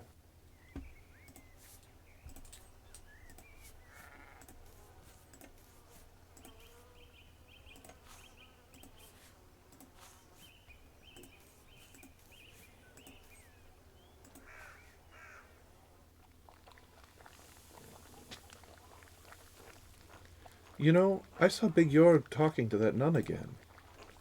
The young one. Who can blame him? God damn it, Johann! He knows she's trouble. I told him to stay away. She's very pretty, isn't she? In a mean way. Pretty, perhaps, but a nun all the same. He knows better. When has that ever stopped Big Jorg from doing anything? We have plenty of pretty girls here in town. My Veronica's not half bad. Mom!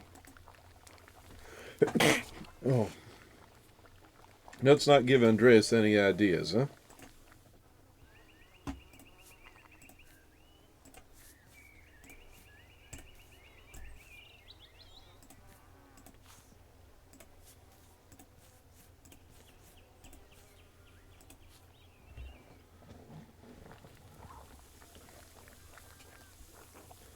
Brigitte has been spending a lot of time at her mother's house lately.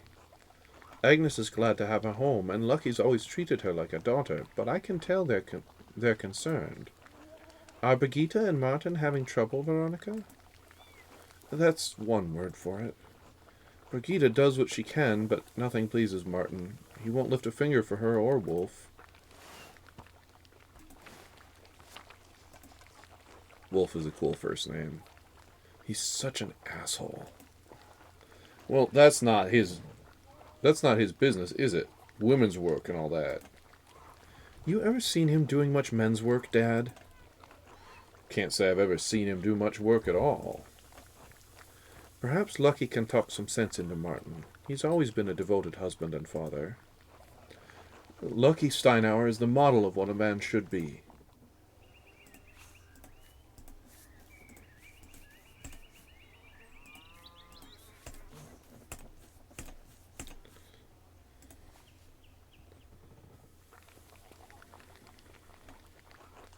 Is everyone behaving themselves in here? Oh, it's you. Afternoon, Otto. Come to see anyone special? Hello, Otto. It's good to see you. I heard laughing from the road and knew you all had to be up to no good in here. And look, there's Andreas. Have you been minding your manners? Old Johann here is a real stickler for propriety.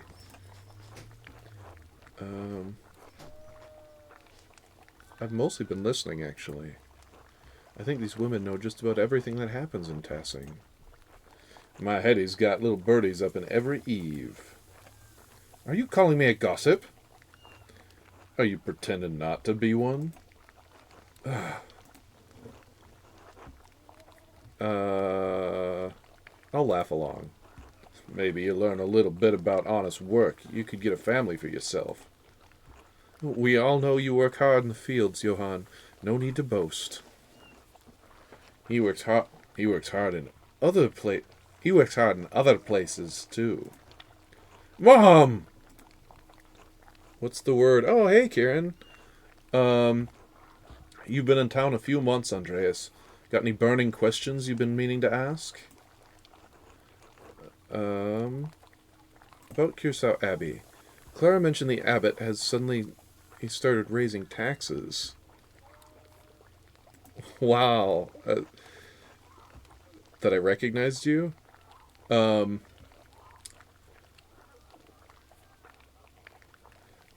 right. That was a mistake on my part.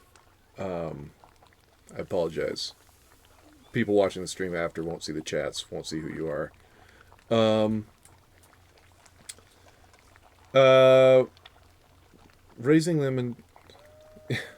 Raising them and changing their terms, yes. When Father Matthias was the abbot, he would let us pay a portion of our taxes in crops. Naturally, the shit-for-brains abbot put an end to that this year. Even if our crops fail or produce less than we'd like, we still owe the abbey for the use of the land.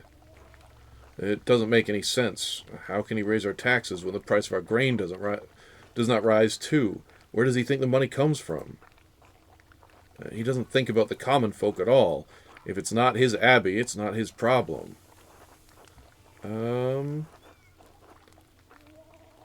But it isn't his problem. He's the abbot, not the mayor. If the abbot hadn't raised our taxes, I would have been able to expand my farm. Lurks. Then I wouldn't be in the hole to Leonard fucking Muller when my wheat underproduced. But I wouldn't expect you to understand. What about the miller? Doesn't he have some part to play in that? Leonard drives a hard bargain. He won't give us a better deal just because the abbot raises our taxes. What we need is access to more land, Trying to bargain with Leonard won't get us that. Leonard is not a kind man, and he does not negotiate. He might if you carry a lot of debt, but his bargains are cruel. We pay him even before the abbot, though I'm not sure why. Good. I have nothing Christian to say about Leonard Miller, so I will say nothing at all. Except that I hope he falls into a fast-moving river during a flood and dashes his brains on the rocks. Jesus Christ, Hetty. Can we talk about something else? Come on, Andreas. Surely you got better questions than that. About Tassing. The anchoress in the church. Do you know much about her? Oh, Sister Amelie.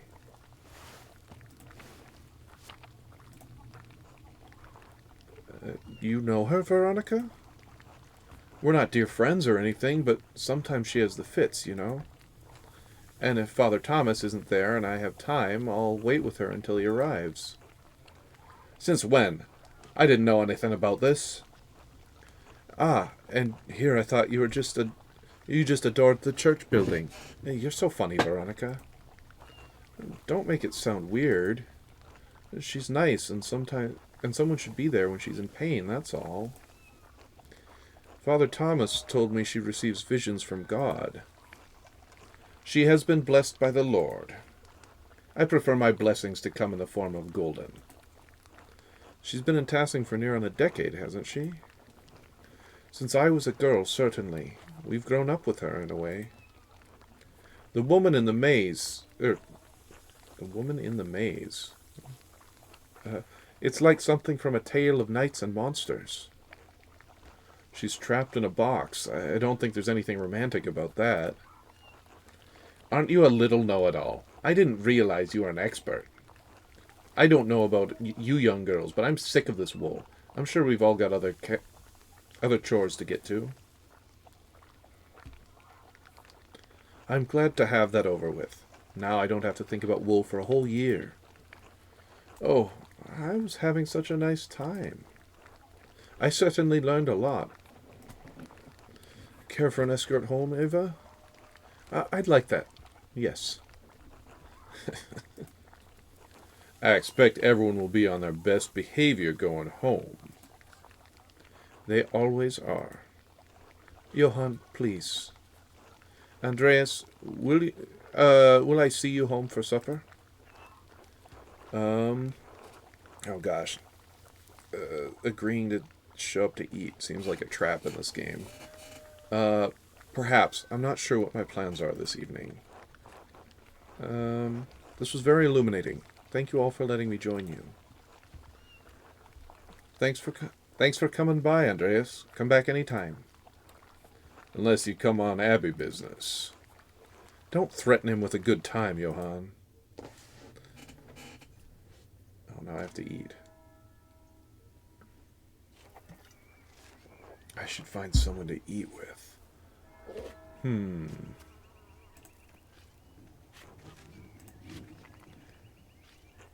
Andreas, you got dinner plans? Why don't you join us at our table?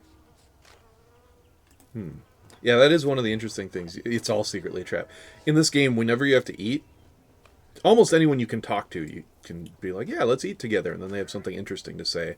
And because you can't save scum, because it just auto-saves, every time you play this game, it's different, and you have different conversations. Unless you just accidentally do the same thing every time.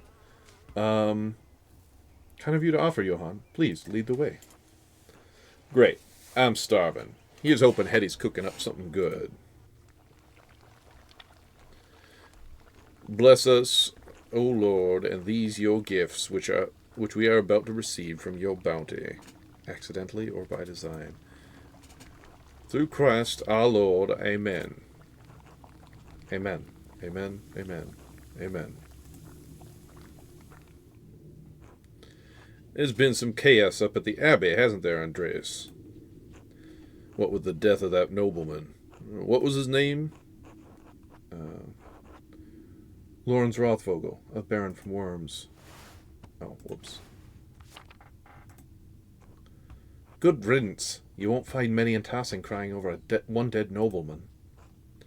I'll admit this has me interested. A murder at an abbey. How did it come to pass? I'm still trying to figure that out. My mentor, Brother Piero, was found with the body, but he's too frail to have done the deed. Let's see. Fresh pottage, chicken, or a poached egg. I'll eat a poached egg. Grizzly, what about the blood? Was it everywhere? Oh, buckets of it. Absolutely ghastly. Tell me about the wound. Could you see it? Jesus, Mom. I'm only curious. It's not every day a man's murdered in broad daylight. What if I need to protect myself? You're being weird, Mom. Weird and drunk. Uh-huh. Do you have any idea who might have done the deed, if not Brother Piero? The Baron had many enemies in town and at the Abbey. Scandalous. To think that any Tassing resident might be a murderer. Don't say that! Buck up, son. A noble killer won't take an interest in you. Hey, what's that supposed to mean? Whoever killed the Baron has to be dumb as rocks. Or very angry. Does anyone come to mind, Johann? No, and I wouldn't tell you if they did. No good can come of whatever it is you're up to, Andreas. Once the church and the nobility get involved, all the peasants are going to get is shit. From one end to the other, it doesn't matter. It doesn't matter which. Gross, Dad. Let's eat the chicken. What? I'm right. Why are you booing me? I'm right. Hans thinks I'm right, don't you, son? Always, Dad. At least God granted me one respectful child. Oh, what a suck-up. Speaking of the church, has Johann told you about how the abbot's out to ruin our lives? No. We were supposed to expand our farm, but the abbot's taxes made it impossible. We can't grow enough barley to feed ourselves, pay the miller's toll, and give the abbey its due. It's not Christian!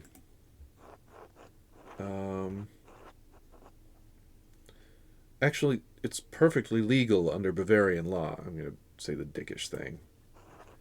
Further, you have no standing from which to challenge the law. Oh, I feel bad about it, but... I don't care! It's not right! Now that Rannick's keepers kicked the bucket, the old witch's lands will be forfeit soon. Once Attilia is gone, our land will be available for us to purchase, God willing. Not if Uncle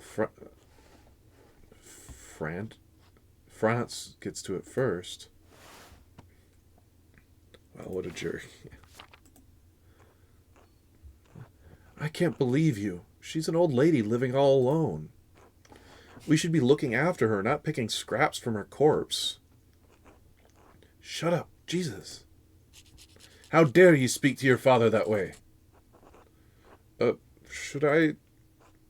You want my advice? Stay out of it. They always get like this after more than an hour in the same room. Now I'll eat the pottage. I feel sorry for Attilia. God help me, we're going to have a very... God help me, we're going to have a very serious conversation about your attitude, Veronica. You're in for it now. Eat shit, Hans. Alright, that's it. Andreas, it's been great, but I need to have a talk with my ungrateful children. See yourself out.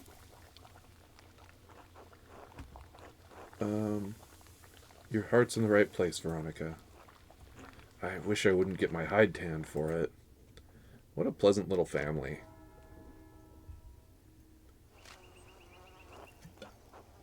Time to get back to work. I gotta go up and talk to Lucky Steinauer, I think. Hey there, Andreas. Hey, Andreas. Hello, Andreas. Alright. Let's go talk to Lucky Steinauer. Oh, who's this? Sepp.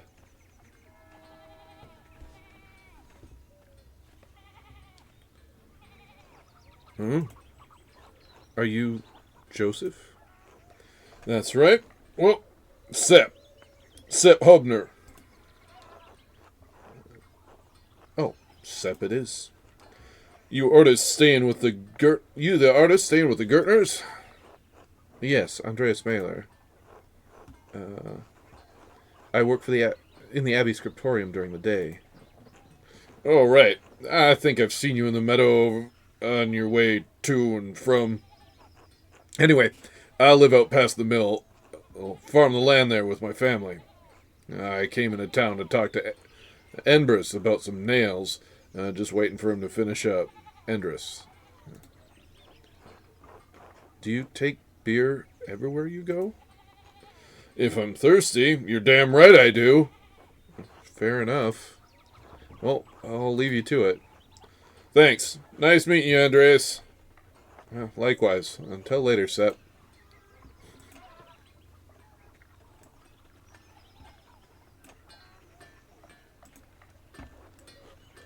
Do.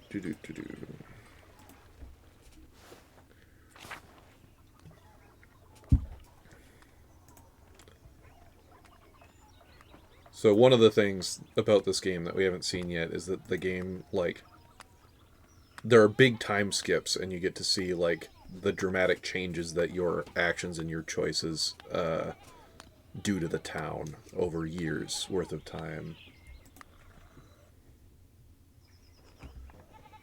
Hello, Andreas. Something you need? How are you doing, Lucky? We don't talk. How are you doing, Lucky? We don't talk much. Andreas, I have things to do. Father Thomas needs me to help out at the church. After that, I'm going fishing with old Otto. So, if you don't need me to repair a wall or a fallen chimney, then leave me be. I can see you're busy, so keep it brief. I'd hope to ask you a few questions about Baron Rothvogel. No. No, but it'll only take a moment. Ask your questions of someone else. Oh, you can hear Howard squeaking his toy. He might be stressed out because I closed the gate. Let me just open it quick. I can see him right out there. Hey, Howard, you're ruining the stream. Do you want to come in here? Come on.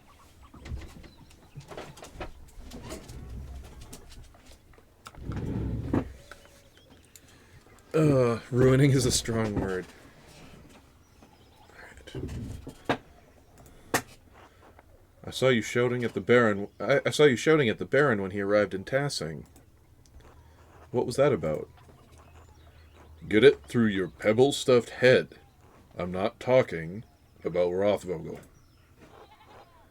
I don't understand why you're being so reticent. I'm trying to work, and you're distracting me. Leave me in peace. He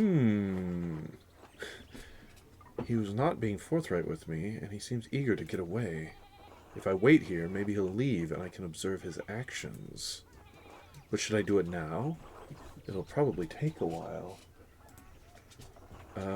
I'll observe Lucky later. I wanna...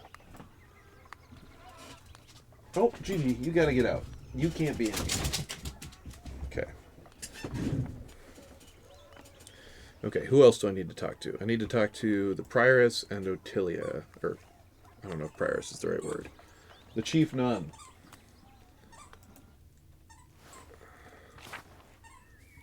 You got anything to say? Silly rabbit streams are for kids. Okay, so let's go find the widow. Oh, you got anything to say? Hello, Master Mailer. I'm sorry to cause you trouble, but have you seen Martin recently? He wasn't feeling well, so I let him sleep until Prime, monastic hour during the first hour of daylight, one of the little hours for prayer. Okay, actually, since Howard left and Gigi is scouting it out, I'm going to shut the gate again, at least a little bit. You can come in if you want, Howard. Okay. But when I came to check on him, he was gone. I saw him Thursday. I did see Martin running through the meadow, but this is a delicate situation. I'm not sure how I should handle it. I didn't get a chance to speak with him, and I don't know what he was up to. It could be entirely innocent, but if I tell Kat that I saw him fleeing the Abbey, she might think I think her son killed Lawrence. That could cause her undue stress. It probably wasn't even Martin who did it. Damn it, I wish I'd never seen him. I'm sorry, Kat, I haven't seen him. Why do you ask? He has a history of making poor decisions, like stealing. Baron Rothvogel's manservant believes Martin may have stolen some of the Lord's rings. Lord have mercy! That must be where he's gone to sell them. Oh, Martin, how could you? Do you know where he's likely to have gone? The last time he ran off, it was to Innsbruck. But I don't know. I don't know. He could be anywhere. What if he's attacked on the road? I'm sure he'll be all right, Kat. I pray to God that you're right. I'm sorry, this is not your trouble. Thank you for speaking to me. Was there something else? I don't want to impose, but if it wouldn't be too much trouble, please let me know if you see Martin. I'm so worried for him. Of course, Kat. Thank you, Master Mailer. Be well. Be well. Oh, now I got my sword hilt tangled in my cord. My chicken sounds like it's laughing.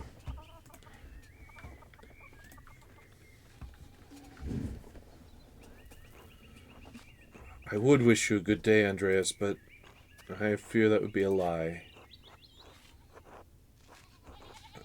Has something happened? Martin's gone missing. The cat is beside herself. But not you. I'm very worried for him, but this is not the first time he's run off. He said he wasn't feeling well this morning, and I just knew he had another scheme planned. I'm sure his mother knows where he is. He speaks more to her than he does to me. Even though I am his wife, I'm sorry, they've always been close. They've had to be to endure, well, maybe Franz could tell me more. Oh, I don't, well, do what you feel you must. Franz is a difficult man, and very hard on Martin. It's made him difficult, too. So difficult that he would commit a murder? Could commit a murder? No! There's a storm cloud over Martin, but it rains only on him. He would never hurt someone. I can't imagine it. What are you talking about? It's nothing. An idle question. I'm sorry to have disturbed you. Just idly. Oh, your husband's kind of a shit stain? Could he have just killed someone? Just hypothetically?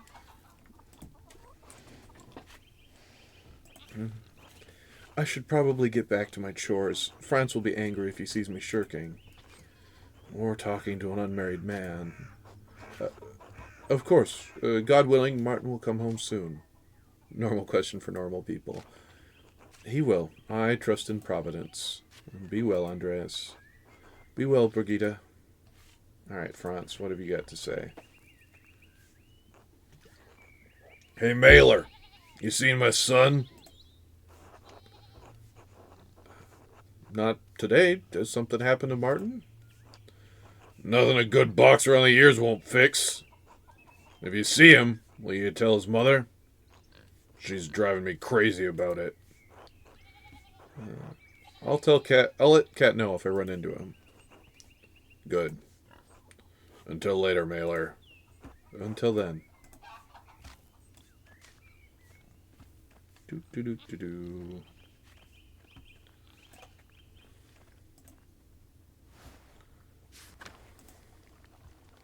Well, if it isn't the late Baron's new best friend. Nice to see you too, Ottilia. Pah, sarcasm, how original. What do you want? You must be bothering me for something.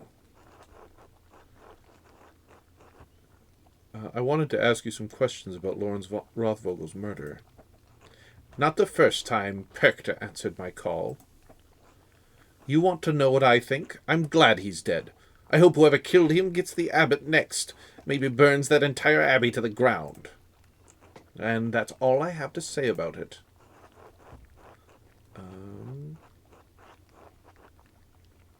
The life of an innocent man is at stake. One of the elderly brothers. Can't you spare me a few minutes? You think I care about what happens to some old monk? Idiot. Kill them all. See if I care. Every agent of the church should die.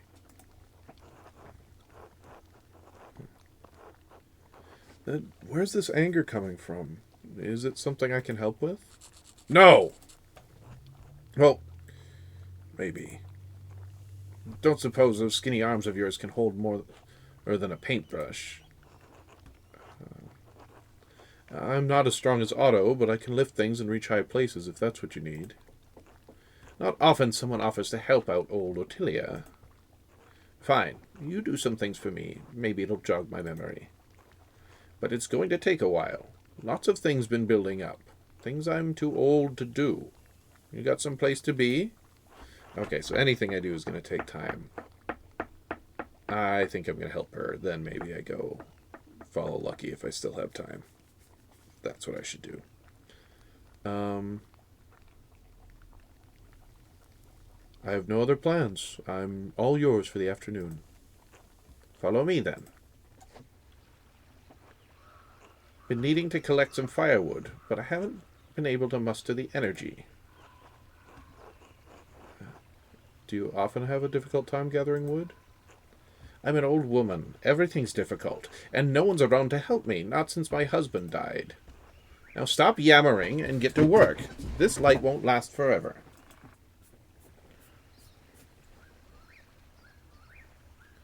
How do I pick up wood? Oh, no, that's a stick. Most of this is filling. Okay.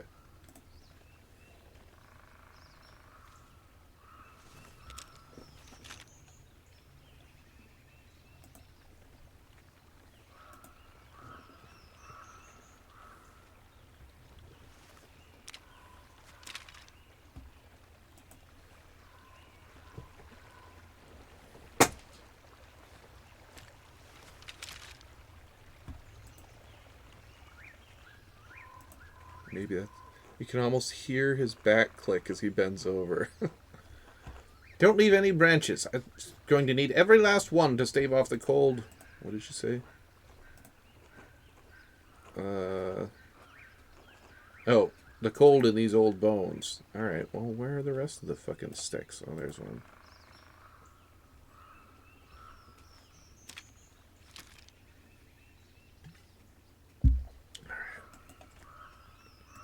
Maybe that's enough. There are the trees Otto's been felling for the abbot.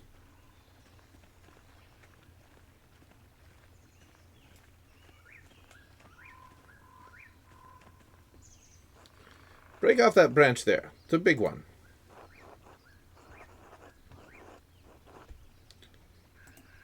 I know Ottilia feels she's been wronged by the abbey, but the wood does still belong to the abbot.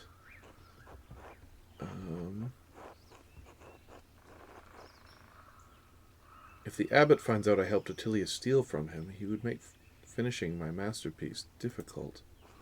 But if I refuse to help Ottilia, she might not tell me what happened between her and Lorenz to make her hate him so. The way she yelled at him the day he arrived must have been serious, but serious enough to kill him?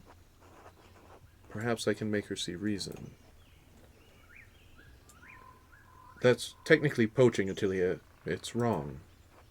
You think the Abbey doesn't steal from us? The people of Tassing were here before the Abbey was. This forest is ours. Just because some piece of paper somewhere says this land belongs to the church, we can't use it. The people who care for it.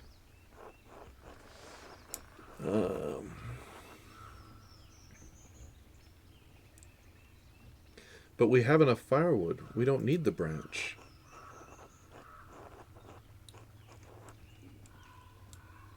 I need to save my strength for all the other chores you're going to have me do, remember? You're right about that. It's been too long since I've had someone around to help me. But don't think you've cowed me, boy. The Abbey is still a tumor on the skin of this land. All this shouting's making my back twinge. Twinge.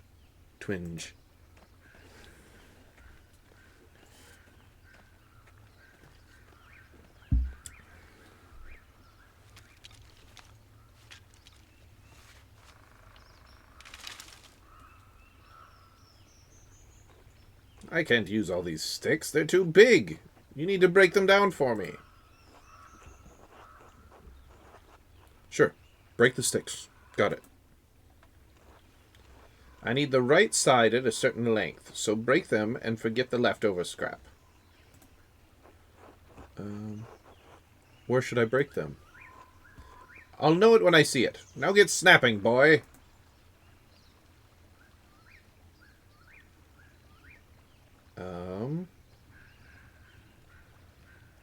Is she gonna tell me?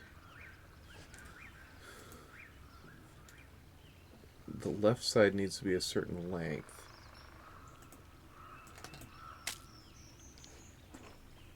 More than that, Andreas Mahler. Bigger! Bigger. More than that, Andreas Mahler. Bigger. What? It's too short. Maybe I should get a real man to help me. What does she want me to do? Twerge is my Slayer cover band. She said the left side needs to be a certain length, right? What if I do this? This one is too small and frail, just like you, Mahler. God.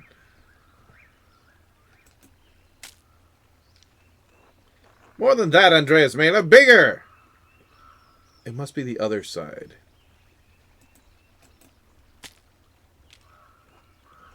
I need these smaller so they'll fit my hearth, Andreas. Okay, let's try here. I suppose that one is fine. None of these are the right size. I guess I'll freeze to death tonight. Now come help me back at the house. Are you sure this will be enough wood? What if there's a cold snap? Try even? Yeah. This will be remembered. Perhaps we should get more. It will have to be, won't it? Unless you mean to come around again. I'm an old woman, living alone, and summer is coming. Soon I'll only need fuel for cooking, not warmth. Like down the middle. Oh, even! Oh, I see what you're saying. I don't think I'll get another chance to try. Don't worry yourself, boy. I'll be fine. If you say so, but I worry about you living alone.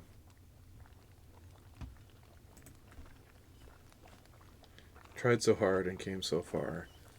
I have some mementos from Rannig here. They've gone crooked and I can't reach. Could you hang them for me, Andreas? Easy enough. And please, be careful with my pictures. Some are very fragile. I would hate to lose them to your carelessness. Alright, here we go. Fucking up another chore. Okay, I gotta rotate. Oh, okay. Oh, what a bad picture.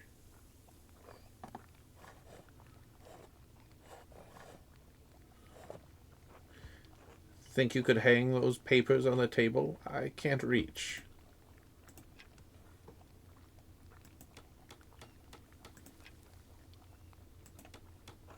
There you go. That looks all right.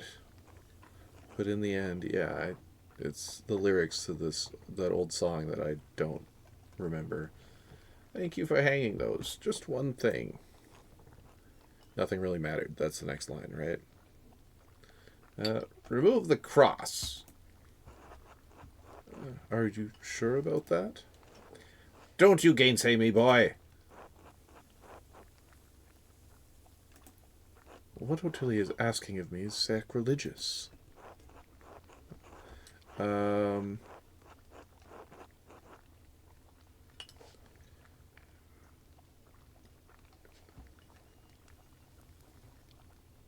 It's a worn old cross, and it graced the home she shared with her husband.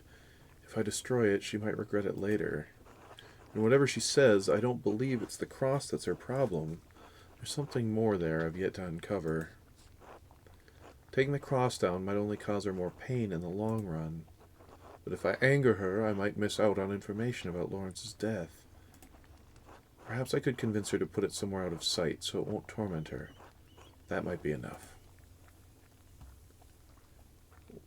What do you plan to do with the cross?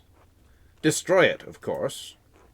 The church never did anything for me, and took nearly all I had. Why should I be made to venerate it? What did the church take from you? What does it matter to you? Just take the thing down like I asked. Perhaps I could just move the cross to where you can't see it. I understand that you're angry and hurting now, but you might regret destroying it later. It's such a nice cross, made from nice wood? Okay, so I showed concern for Attilia's comfort, so I got something of a chance, but it doesn't seem good. Failure. I don't give a shit what it's made from. If you won't remove the cross, then you're useless to me. No, I'm assuming she didn't mean for me to hang this note. Remember your husband, the pain he carried like Job, the red bird flies, Matins, chapter. That's the second mention of Job. Where did this note come from, Ottilia? No idea. I found it on the table the night before Rothvogel died. I can barely read it. The writing's too fancy. Keep it if you want. It means nothing to me. Alright, she's not going to tell me anything. I've got one last thing for you to do, if you're willing. A legal document. I need you to read it. The words are too small for my old eyes, and my reading's not so good. Nothing would delight me more, Ottilia. Of that I have no doubt. Let me see here. Standard introduction. This document shows, etc., etc. Here we are, the meat of the document. It says, "Oh, due to the recent death of Rannig Kemper, his lack of heirs to inherit, your inability to pay fees on the land, your property is forfeit to the church. That said, this is all very suspect. I did not complete my law degree, but I smell something rotten in this letter. There are questionable assertions in here. Do you have any documentation on Rannig's lease agreement with the Abbey?" No, never seen anything like that. I didn't think the lease was with Rannig. My family's lived here for over 100 years. If that's true, it's quite likely the lease is with one of your father's ancestors, not Rannig. If that lease allows for partition of the land, you would have the ability to allow others to farm here in exchange for payments to you.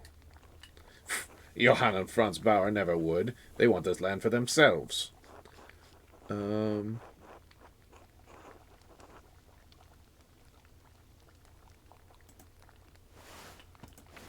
Maybe if you talk sweet to ill Peter, you could convince the Gertners to take it on. All my honey's turned to vinegar, boy. But maybe you're right about the family. I've never had any problems with the Gertners. In any case, it's clear that the Abbey is not being truthful about the existing lease on this property. It seems they used Rennig's death as an opportunity to try to change the existing lease to something more profitable. Yes, Ranig's death. This is all the fault of that monster, Lawrence Rothvogel. If he were alive, I'd kill him myself. May he boil in hell for all eternity.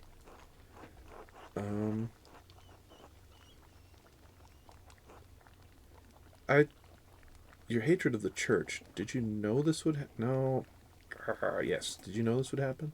Pah, you think I'm stupid? It was inevitable.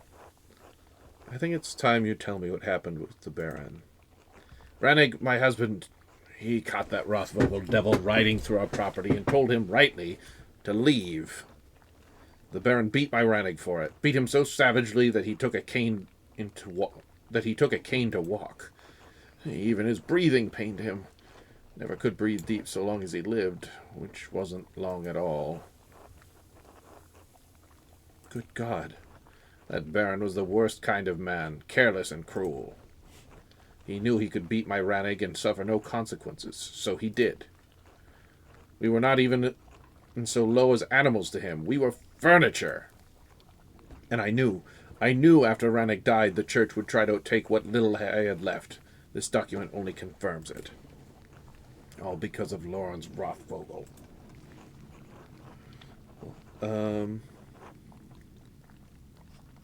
Say nothing. Since Ranig left, I'm just waiting to die. Why should I have to go on living when he is gone? He has not even been dead a year. I hope I would follow him before the church came for what was left of our life. Inheritance laws are cruel to the widowed and the childless. Just as the church likes it. It doesn't matter, boy. The laws will never change, and nobody cares. You know, that's a pretty compelling reason for you to have killed him. You said yourself you'd do it if you could. Who's to say you haven't already? Finally, some honesty from you. This was the real purpose of your visit all along. I'm an old woman, and Andreas, even walking from my bed to the door pains me. How could I kill a man in his prime? Not that it matters. I'm sure I'll take the blame for it anyway. Just like I'm blamed for every runny nose and thrown horseshoe around here. The people in town can't wait for me to die, and the Abbey vultures hate me for my contempt of them. None of it matters. I don't care what happens to me anymore. Thank you for your help, boy. You're the only one who's come calling since my Ranig passed. Do you know? Now get out. I need to lie down. Of course. I was glad to help.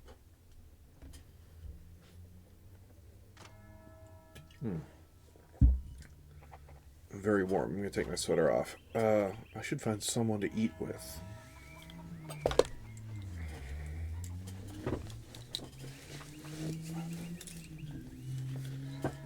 Ooh. Some of these voices are wearing my throat out.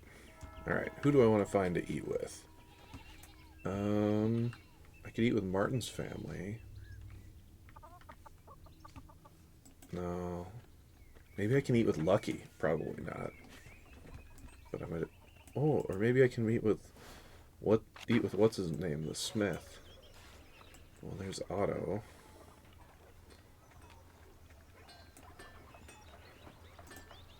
Nope, can't eat with Endris. Oh, I could eat with him. Let's see.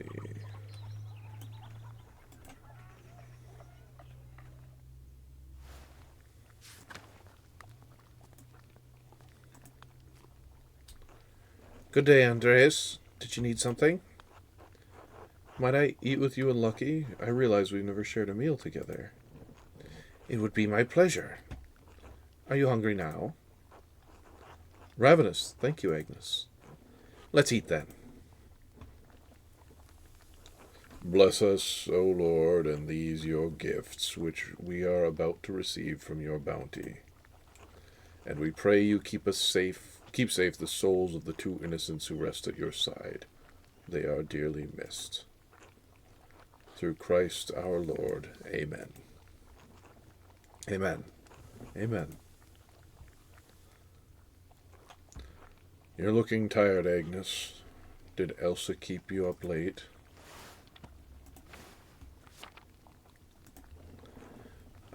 I don't mind it. She needs the support, and I'm happy to give it. Someone has to look after the women of this town. Werner hardly cares to. That's the douchey doctor. He looks like the actor that played Jigsaw in the Punisher TV series.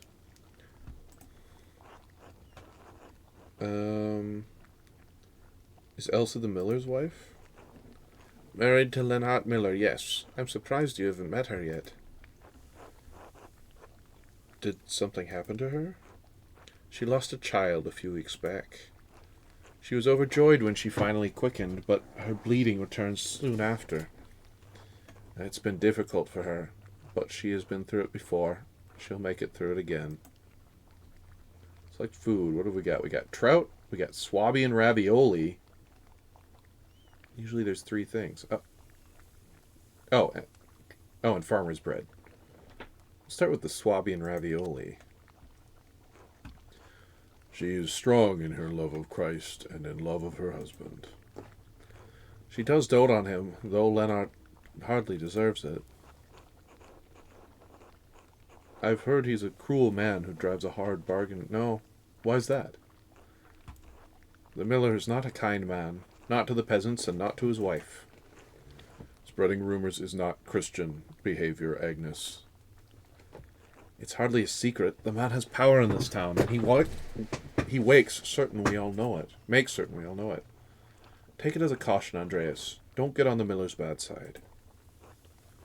Noted. The best thing we can do for Elsie is take care of her as neighbors, like Christ tells us to. She isn't the only one in Tassing who struggles in her marriage. Oh, even my Brigitte has her troubles. Okay, Martin's wife. Clara mentioned Brigitte and Martin were having difficulties. We should never have agreed to their marriage. She deserves better than Martin Bauer. She loves him, Lucky, and she had to marry someone. What could we do?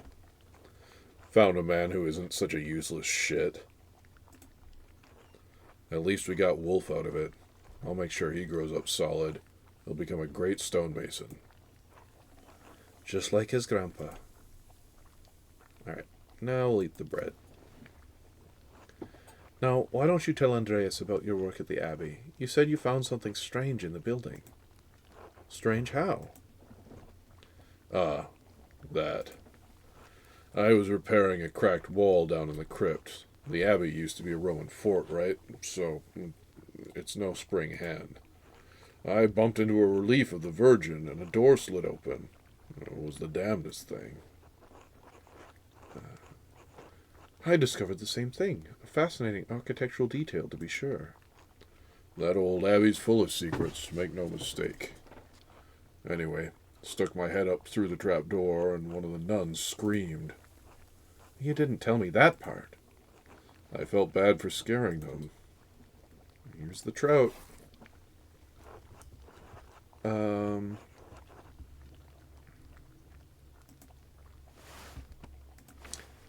I doubt Sister Zedena minded. She's not exactly afraid of men. I probably should have knocked first. You'll never know what you'll find behind a closed door. Speaking of work, I should get back to it. Still lots to fix after the storm. It was lovely having you, Andreas. This will be remembered. Take care, Agnes. Lucky. Thank you for your hospitality.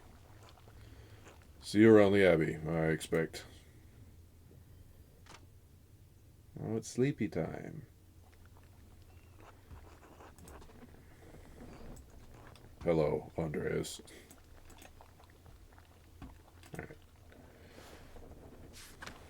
Gotta go sleep. Oh, I should pet the cat. Schlau.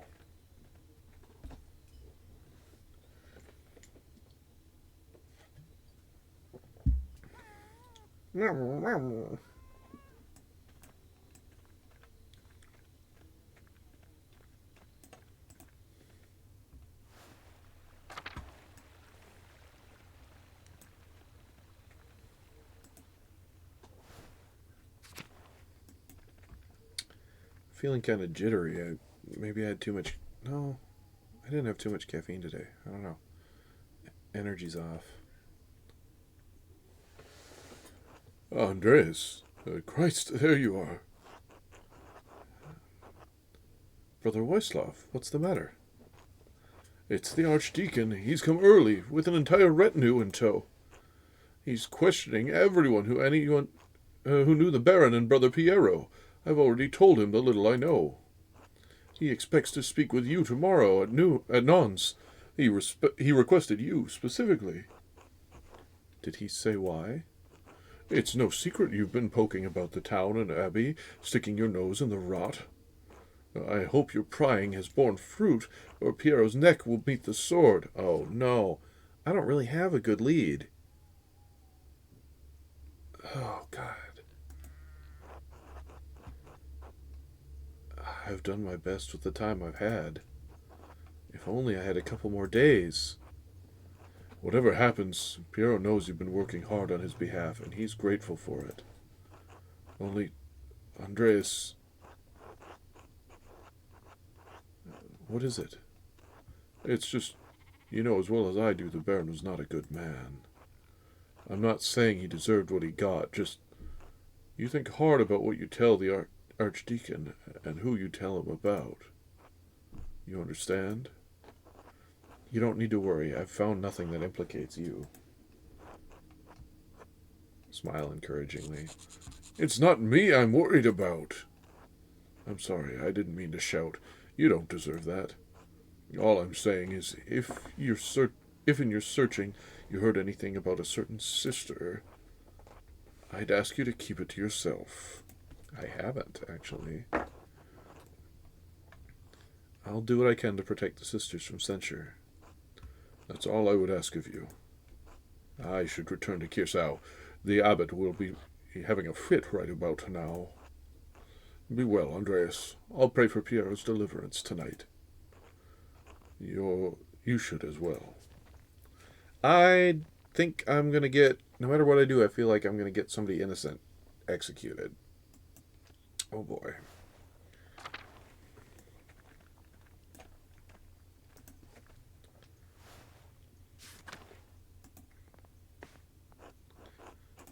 Alright. Go to sleep.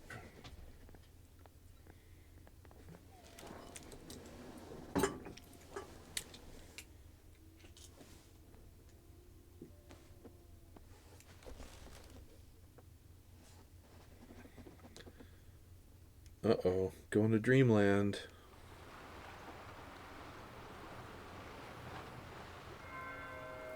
Gonna talk to Prester John again. Oh. It's a little maze. An easy maze. Just, oh. Andreas, when are you coming home? Dad, I'll be home soon. I just need to finish this commission for the Abbey. Good, good. But finish that masterpiece too. It's time for you to get on with your career. Yes, of course. You're not going to quit like you quit university, are you? Oh, I got something in my eye. No, of course not. Good. If it weren't for the work I did for the rector, you never would have had the opportunity. And most people never get a second chance after they throw something away like that. I know, Dad. We'll see you when you get back.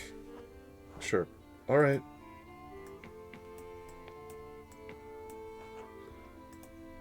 Oh, it's you. I only have the picture of you, the one with my brother Daniel made. I really don't have any idea what you're like. Are you... Let's see. Are you really that pretty? Is this your imagination or Daniel's portrait? I suppose it's both. Which do you think is the greater liar, his portrait or your imagination?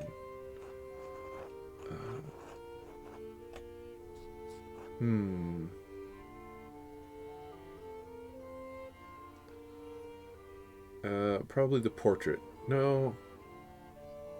Yeah, probably the portrait. He's a paid flatterer. That's a mild indictment of your imagination. Or high praise for my brother. I'll see you soon, Andreas. For real, I mean. I suppose that's true. Until then. Welcome back, Andreas. It has been too long since you have graced this court with your presence. Apologies, Your Majesty. My mind has been preoccupied by a tragedy at Kearsau Abbey.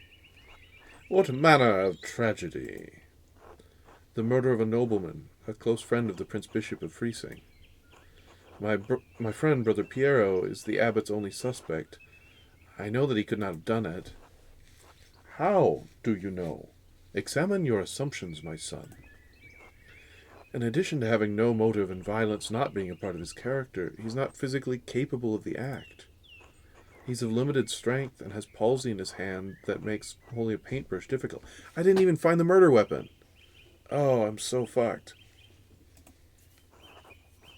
It's inconceivable that he would have the strength and resolve to kill the Baron with a blow to the head. A whole lot of inconceivable shit happens on this hell of an earth, Andreas. I just don't believe he could have done it. There has to be a better explanation. So what do you intend to do about it? When I'm brought before the Archdeacon, I'll tell him what I know about the other people who had motives to kill the Baron.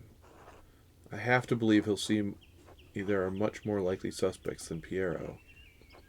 Why have you taken this task upon yourself?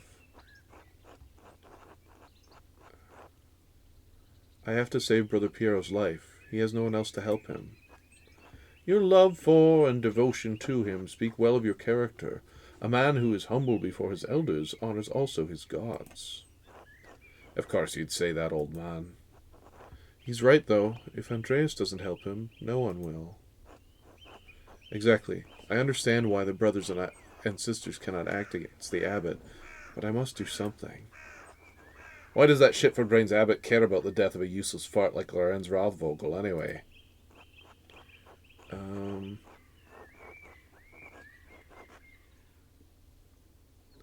Powerful people get upset when other powerful people are murdered.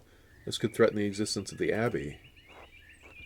Oh no, the Abbey! Who gives a damn about those hypocritical assholes? In any case, Andreas' ability to prevent Piero's death depends on the judgment of the Archdeacon. Wise or foolish, corrupt or just, the Archdeacon will be the first and possibly final arbiter of Piero's guilt. Andreas must win the Archdeacon to his side using the tools favored by men such as him.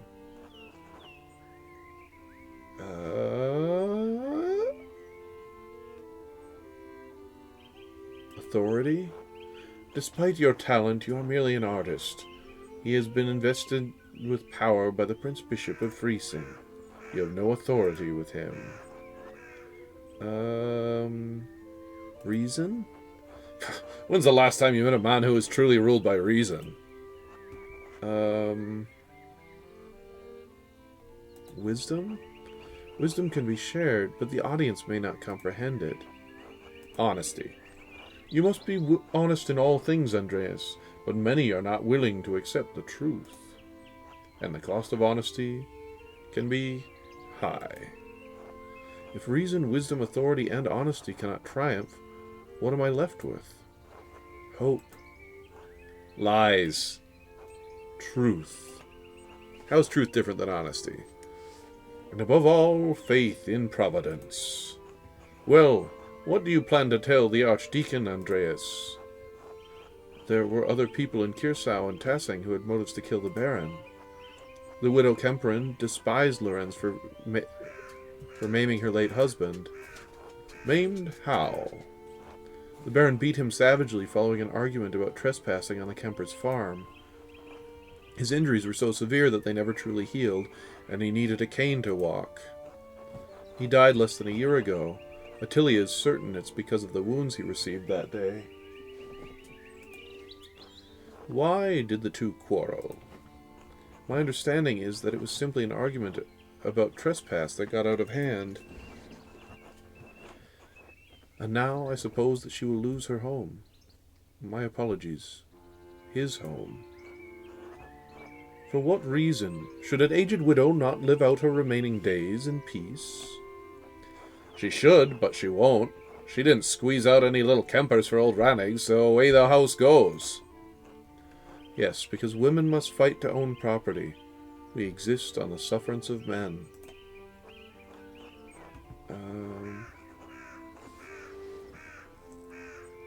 Well, we all must abide by the same law. No, we don't. There's one law for your kind and another for mine. Men made the law. It is within their power to unmake it. You think these pricks are going to hand over the power and wealth they've hoarded since time immemorial? No wonder your sex is so stunted. You don't have the balls to take what you're owed. No, Grobian. Men and women are equal in most natures, but women are the weaker sex. This poses a difficult question that Andreas must answer. How could a woman of Ottilia's age overpower a healthy man like the Baron? I've wondered at that myself. Have you found anything that she could have used to kill the Baron? No, not yet. If you wish to convince the Archdeacon that an old woman killed the Baron, you will need more than just a motive. Are there any others you suspect? Prior Ferenc feared the Baron would report his occult interest to Inquisitors. I didn't investigate that anymore either. How so? But that's intentional. Like, you literally cannot investigate everything here, and I think you're supposed to feel pretty fucked going into the trial. Prior Ferenc and the Baron shared a fascination with the occult texts. The Baron was pressuring the Prior into performing a ritual for him while he was visiting Kirsau. When Ferenc refused, the Baron threatened to turn him into the Inquisition. How did you come by this knowledge? I found written evidence, a letter from Ferenc to the Baron in which he discusses all these matters. It is a dangerous thing, a monk dabbling in the occult. His very soul could be in danger. Forget the soul. He could have been defrocked, excommunicated, even killed, all for a little curiosity. Better to stay stupid and ignorant. That's what I say. We're well aware.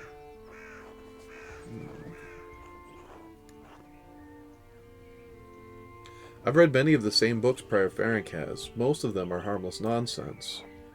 That is not the position of the Church, who view these matters suspiciously in the best of circumstances.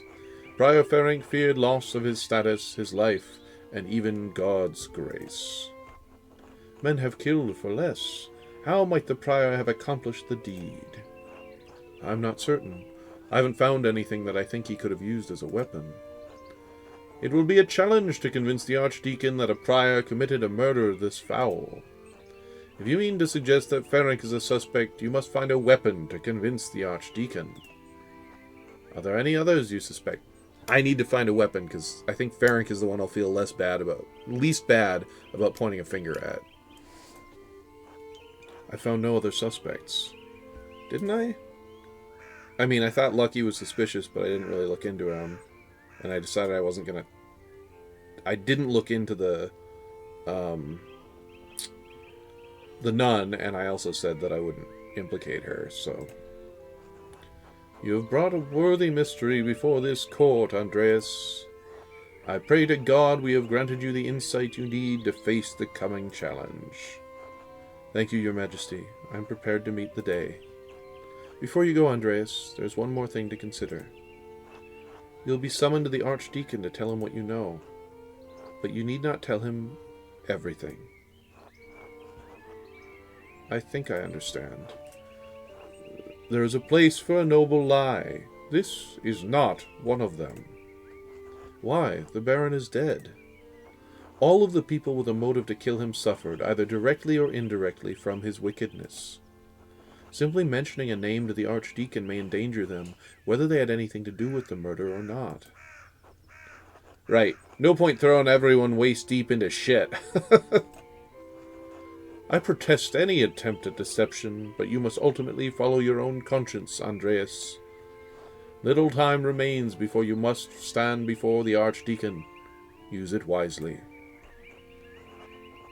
I will do my best. Until we meet again, Andreas, God be with you. And also with you, Your Majesty. Oh. Alright, I gotta find a fucking murder weapon. Maybe we can do that tonight.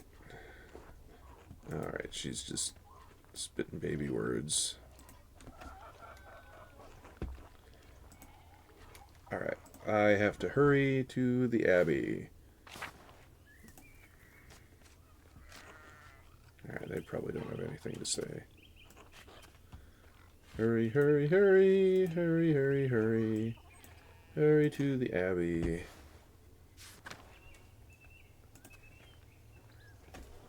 Only talked to a few people along the way. All of which have nothing to say.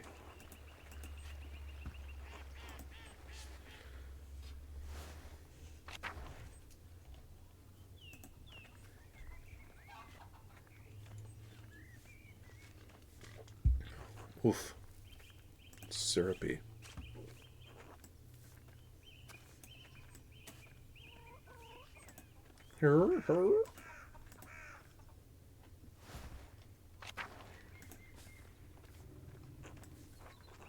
God be with you, Andreas. Alright. This way, this way.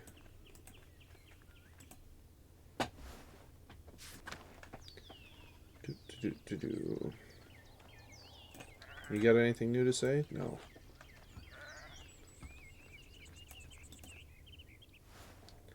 Alright, where the hell do I look for a murder weapon? Well, I know where Ferenx's cottage is. I can go looking for that.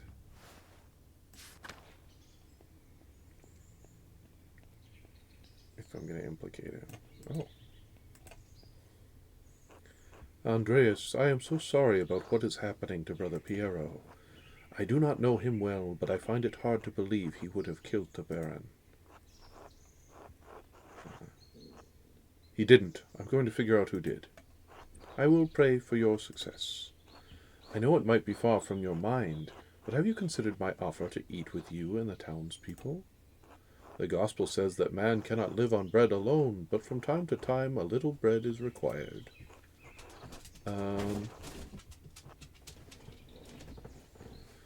I need to continue looking into the Baron's murder, perhaps later. Of course, I understand. God give you health. Until later. I love his frown, like, oh, I'm so disappointed that you're trying to solve a murder instead of eating with me. Alright, where the hell was Ferenx's cottage? Oh, what's this tree? Okay. I think it was up in the Old Bailey. Yes, it was in the Old Bailey. It's right here. I could always look at the map, but that's cheating, obviously.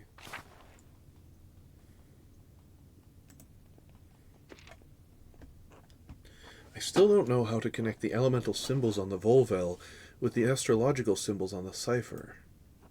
Until I figure out the connection, I can't decipher the note I found in Ferenx's book. I found the secret passage in the crypt.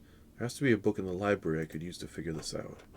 Sister Illuminata is in there most of the day. Perhaps I could find a way in after dark. There's an idea. And if all else fails, perhaps I could ask Werner Stolz. He lives off to the North Commons. I have a sense he doesn't like me much, though. Werner Stolz. I'll find a way to get the information out of him. Maybe I should run and talk to him. There are deep indentations in this parchment. Whoever wrote on the page above it must have been angry. I wonder if I could make a charcoal rubbing of this page and reveal the contents of the writing.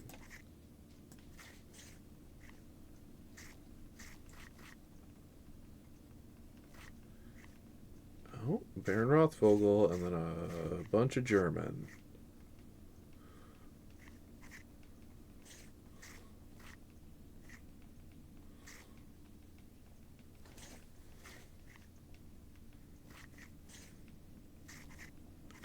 Bandon, you know German, right? Aha! Clear as an alpine day. It's a letter to the Baron from Prior Ferenc. Ah, this must be where Ferenc wrote the letter I found in the guest house. Lorenz was blackmailing Ferenc. It's the same text.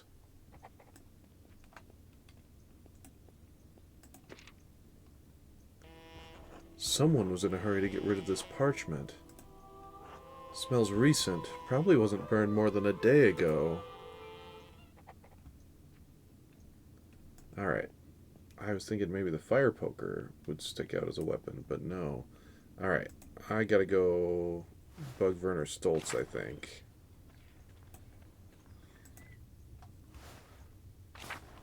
There's a song by Woods of Ypres that I've stuck in my head. I was buried at Mount Pleasant Cemetery. Woods of Ypres, I don't know a lot about them. I really hope they aren't like a Nazi band or something. Maybe I should look into that.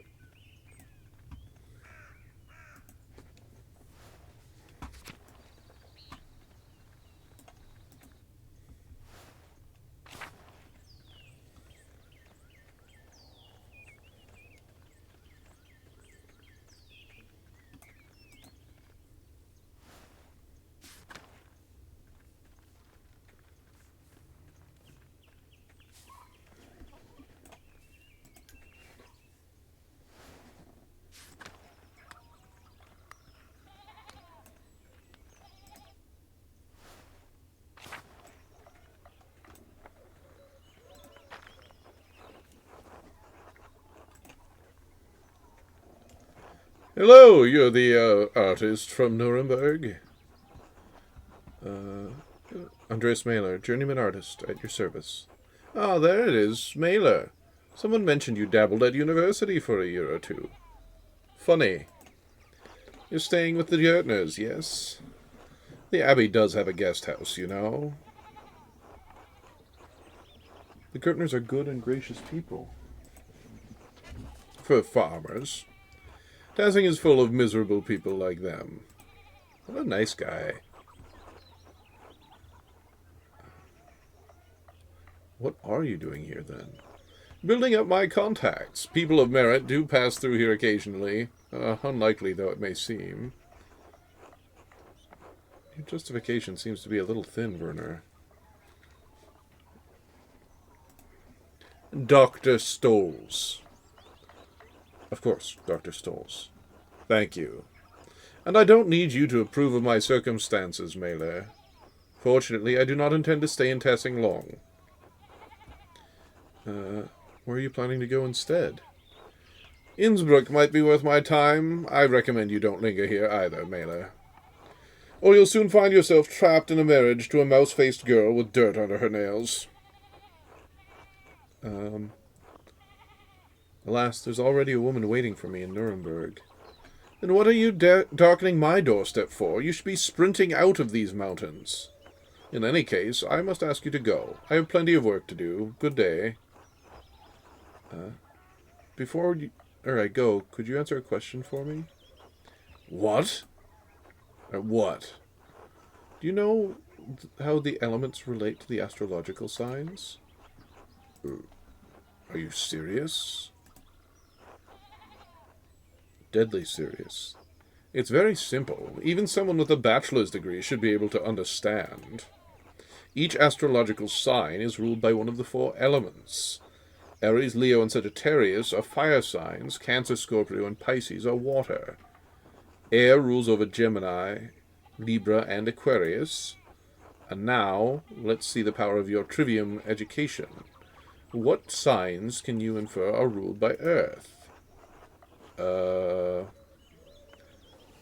Taurus, Virgo, and Capricorn. Good. Now leave and never return. Here ends the lesson, Master Mailer. Another real fucking charmer. Okay. So, got a few minutes left in the stream. Gonna try to run back and decipher that. Then if I feel like I have time, I'll search some of the nearby rooms to see if somebody dropped something. Maybe in the refectory. That might be where a weapon would end up. And I know I have played this game before. I remember vague things, not enough to help me. I do vaguely remember part of the ultimate answer to the mystery at the end of the game, but that's it. Okay, what am I looking for? I'm going back to Ferenx's little cottage.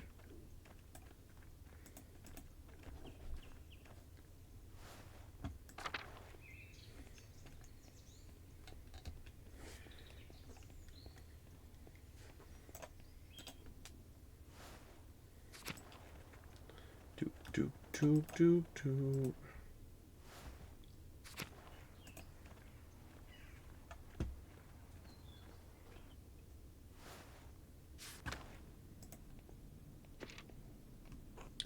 Now that I know the connection between the astrological symbols on the cipher and the elemental symbols on the Volvel, Ferenx's note should be easy to decipher. Should it?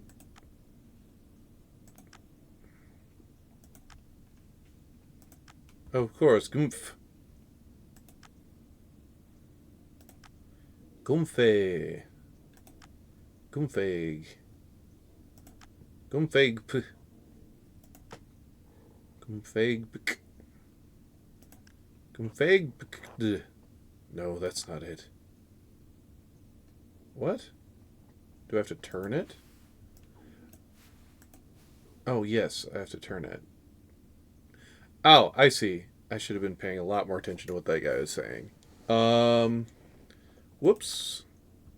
Well, I'll just try it. Okay, this is not correct.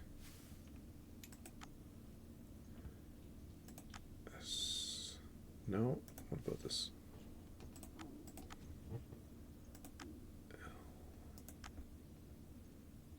This.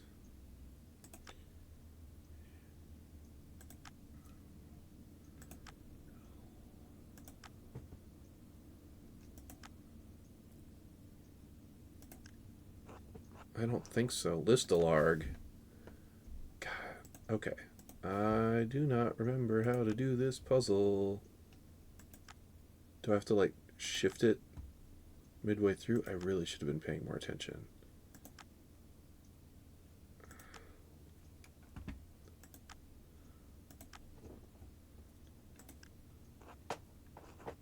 Come on.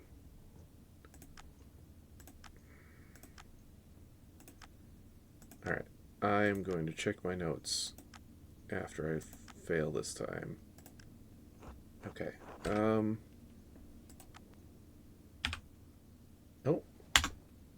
Oh, I opened the cheat menu. Oh, I can't open that right now. Okay. Alright. Journal.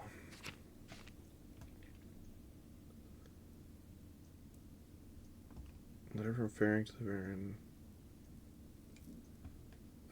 Glossary. Is this where I want to go?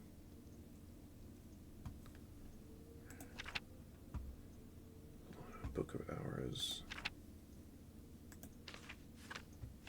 Dance of Death.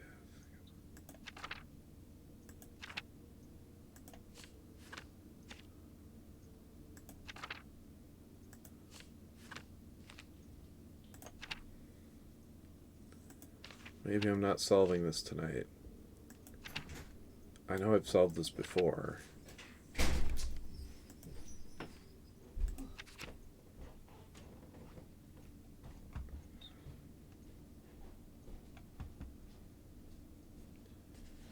Fuck. What did he say?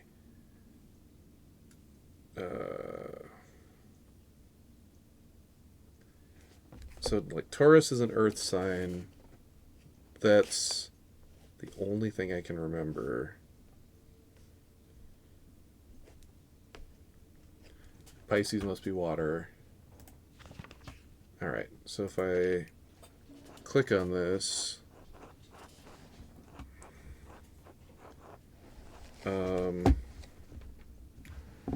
ouch.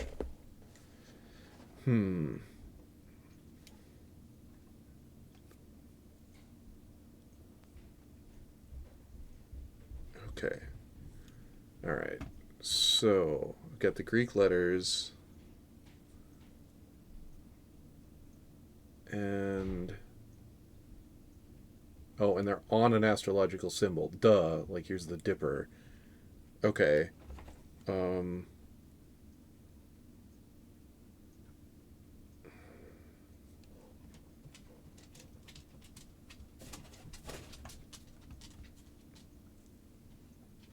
All right. So let's see. No, why am I not? Okay. Oh. Oh, that's how that works.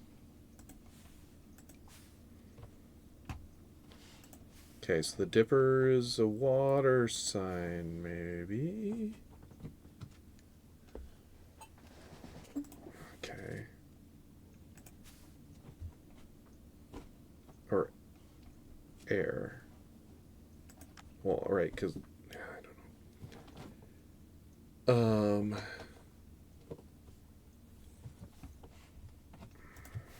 Let's see. I'm just gonna randomly click around. This is the only one that is a vowel, so I feel like that has to come. His. I could do his. What are the other ones? Hif. Hif doesn't sound like anything. Hig, that could be part of high. I don't remember what color I didn't click on. Man, I should have actually taken some notes. Old school. I'll do this. Higt. That's not anything. Haig. Well, E is a vowel. That's useful. Higt. Higd. That seems kind of German. Higgs. I'll just go with the vowel, because then I can at least pronounce it.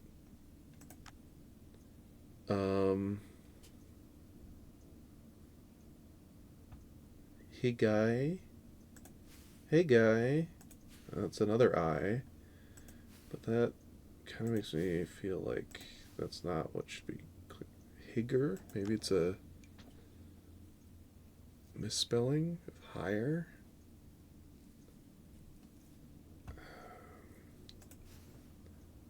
I'm just going to go back to the first one that I did, since this is the same spot. Higer ha? Higer ha. It looks more like a word than anything before. Higer har. Higer hark. Definitely not that one. Higer hari. Puzzled yet where the first letter is supposed to be a T. Oh, maybe it is. Well, I can reset it after I fail. Higer hark. Higer har.